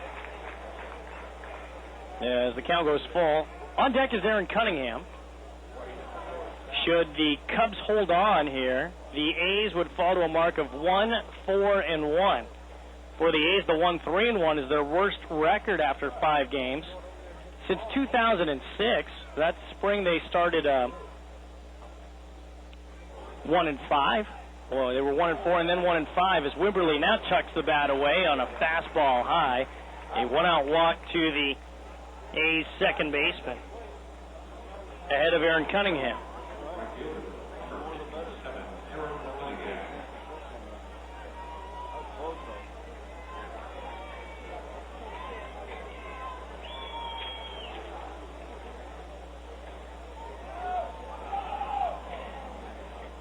Righty versus righty matchup. Castillo sets up inside.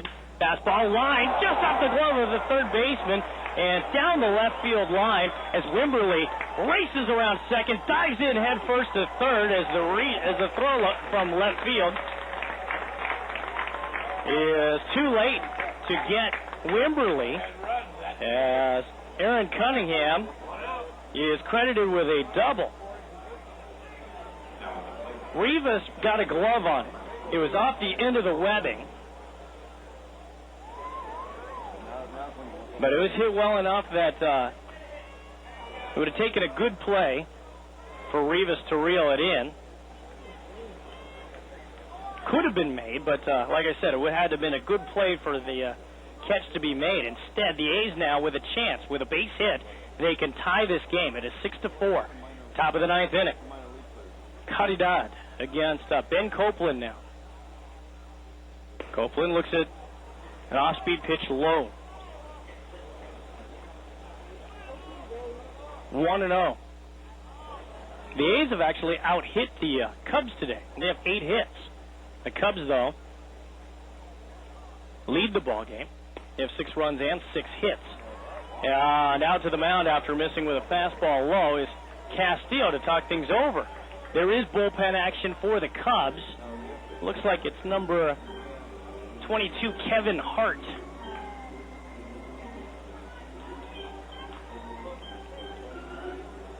He had just begun to throw. The A's bullpen They've got plenty of other bodies down there available if they need to, if they play extra innings today. Ben Copeland's going to try to make that happen. The left-hand hitting outfielder on 2-0. Swing, drive towards first base, picked up on the hop by Fox. The runners hold. And so, on contact, the A's holding up. It was not perfectly placed bouncing ball as far as the A's were concerned. As far as the Cubs were concerned, it helps them limit the damage because there are 2 outs here. An opportunity for Adrian Cardenas.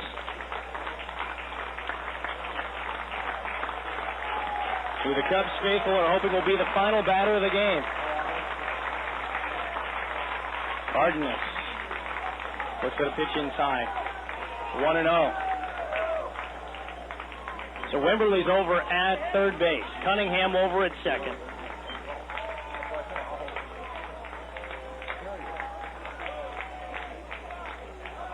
Fastball low again. This one in the dirt, actually, and blocked by Castillo. And 2-0 now the count. As Cardenas in a good count. We'll see if he gets a fastball here. He's able to do something with it. The infielder of the A's swings and chops one on the right side. This should do it. Nice backhand play by Fox, covering over it versus Caridad, and the ball game is over. 3-1 is the putout as the Cubs dodge a bullet here in the 9th inning. The A's with a pretty serious chance to get back into the ball game, failed to come through all the way, and the Cubs win it by a final of 6-4. We'll have the totals for you when we come back. Your first chance to see the 2009 A's at home is Saturday, April 4th. The A's will play the final game of the preseason Bay Bridge Series against the San Francisco Giants. Game time is at 1:05. Tickets are on sale now at all tickets.com outlets and at the Coliseum box office. To order by phone, call 877-493-BALL, or to purchase tickets online, visit the A's official website, oaklandathletics.com.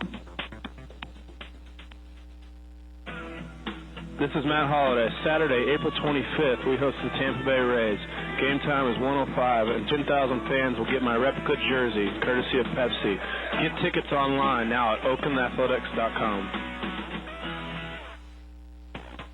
Join Matt Kemp and Dave Stewart in a fun-filled night for a great cause. Ante Up for Autism takes place Saturday, March 14th at the Penske Racing Museum in Phoenix, Arizona. It's a Texas Hold'em poker benefit with some of Matt and Dave's friends, including Torrey Hunter, Ricky Henderson, Orlando Hudson, Danica Patrick, and many more. For information on sponsorships and admission, call 949-640-4401. That's 949-640-4401, or visit anteupforautism.org. This is Aaron Cunningham. We're all teammates on our plan, and helping the environment is a win every time. So pitch in to help keep it clean by remembering to recycle your bottles and cans while at the game. The Oakland A's remind you, green is gold. We all need to team up to make a difference. Hi, this is Danny Evelyn. With a donation to the A's Community Fund, you can surprise a friend or loved one during an A's home game with a personalized scoreboard message. Call 510-638-4900, extension 2329, or click on community at oaklandathletics.com. Hi, this is Ray Fossey. The A's Mathletics program combines math and baseball to make learning fun. Each 1st through 8th grade student who completes the workbook and turns in the answer sheet will earn 2 free tickets to an A's game courtesy of Ross Dress for Less and Comcast Sportsnet California. For more information or to download a workbook, visit the community page on oaklandathletics.com. Ross Dress for Less, Comcast Sportsnet California, and the A's Community Fund teaming up to make a difference. Don't miss the home opener on Friday, April 10th, when the A's host the Seattle Mariners. First pitch is at 7:05 with pregame ceremonies beginning at 6:15. 32,000 fans that night will receive a 2009 A's magnetic schedule brought to you by Farmers Insurance. Tickets are on sale now at tickets.com locations and the Coliseum box office. By phone at 877-493-BALL. And for more information or to order online, visit oaklandathletics.com. Make plans now to bring your group to see the 2009 Oakland A's. For most games this season, groups of 25 or more fans qualify for discount tickets. Ask about the barbecue terrace and plaza packages, private seating in home run territory for groups of 50 or more. Save up to $10 more for field-level group tickets on Super Saver dates. And there's also 6 games to choose from for half-price tickets. Book your game today by calling 510-638-4627. That's 510-638-GO-A's. The first of 2 A's Little League and Softball Days is coming up on Sunday, April 26th. It's a great deal for teams. A hot dog, chips, drink, and game ticket, all for one low price. The teams will be in a pregame parade on the field. Then at 1:05, the A's take on the Tampa Bay Rays. For more information or to order tickets for your team, call the A's today at 510-638-GO-A's. That's 510-638-4627. Or visit OaklandAthletics.com. For 2009 A's Spring Training on OaklandAthletics.com. Welcome back to Mesa. Robert Vaughn with you on this Tuesday afternoon in which the A's resume from their off day, their first of 4 off days in the spring of 2009. They did not look all that sharp in Sunday when they played the Arizona Diamondbacks down in Tucson in a 9-7 final. Today was a little bit of the same thing with regard to the way that things had shaped up. Most of the scoring done early by the home team. A little bit of inconsistency in the defense and a spirited rally by the youngsters making it close. So in those aspects with regard to taking on some of these National League clubs at their home stadiums, a lot of similarities in that way, and the way this one finished in a 6-4 final. Some of the important things is they went along certainly the start of Sean Gallagher for the Athletics, looking to see if he could get sharp with his fastball command. Some mixed results from him. He did allow only 1 run, although that first inning was littered with some tremendous contact, even though he only faced 5 batters, but got 3 fly ball outs. And the first pitch of the game, Alfonso Soriano hit over the wall in right field. That started the scoring, made it 1-0. It was the only run that he would give up, but the first of 3 hits overall in 2 innings worked by the right-hander Gallagher in his second outing of the spring. For Gallagher, 2 innings, 3 hits, 1 run earned, a walk and no strikeouts. He was countered by Sean Marshall, the left-hander, who's in a battle for a rotation spot. And according to Gary Hughes, it is a very tough competition at this point. Aaron Heilman in the mix as well as Chad Godin, but Marshall really owning up to his part of the competition in the tune of 9 batters faced over 3 innings, so facing the minimum with 5 ground balls total for the left-hander Sean Marshall, and 1 strikeout, so 3 innings, no hits, no walks, a strikeout for Marshall is a very solid outing for him. The A's, consequently, the offense had very little to show for the first 4 innings. In fact, it took until 2 batters into the 4th inning for the A's to get their first base runner, a 2-out single by Matt Holliday. And right after him, Jason Giambi was out on a pop-up to third base. So the A's offense really struggling against Cubs pitching here this afternoon. Looking at some more of the A's lines, Kevin Cameron had come in, gave up 2 hits and allowed 2 unearned runs because of the aforementioned uncrisp defensive play by the Athletics. That started in that 3rd inning when the Cubs had Soriano up at bat after he had flied out. It was Ryan Terrio who reached on an E1. It was a play that Cameron perhaps rushed a little bit on a ball left of the mound and threw low. Jason Giambi unable to hold on to the ball that he had initially dug out of the ground, and that opened up another opportunity after Aramis Ramirez struck out.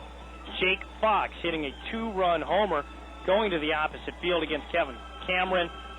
That made it 3-0. The Cubs would get 3 more runs in the 5th inning those runs would come off of Jerry Blevins. I said the fifth inning. In the fourth inning, off of Jerry Blevins. Blevins, as we detailed, had been fighting somewhat of a flu bug or flu-like symptom, something that's been going around in the Valley. Even before the game started, the Rockies had reported players that were missing days.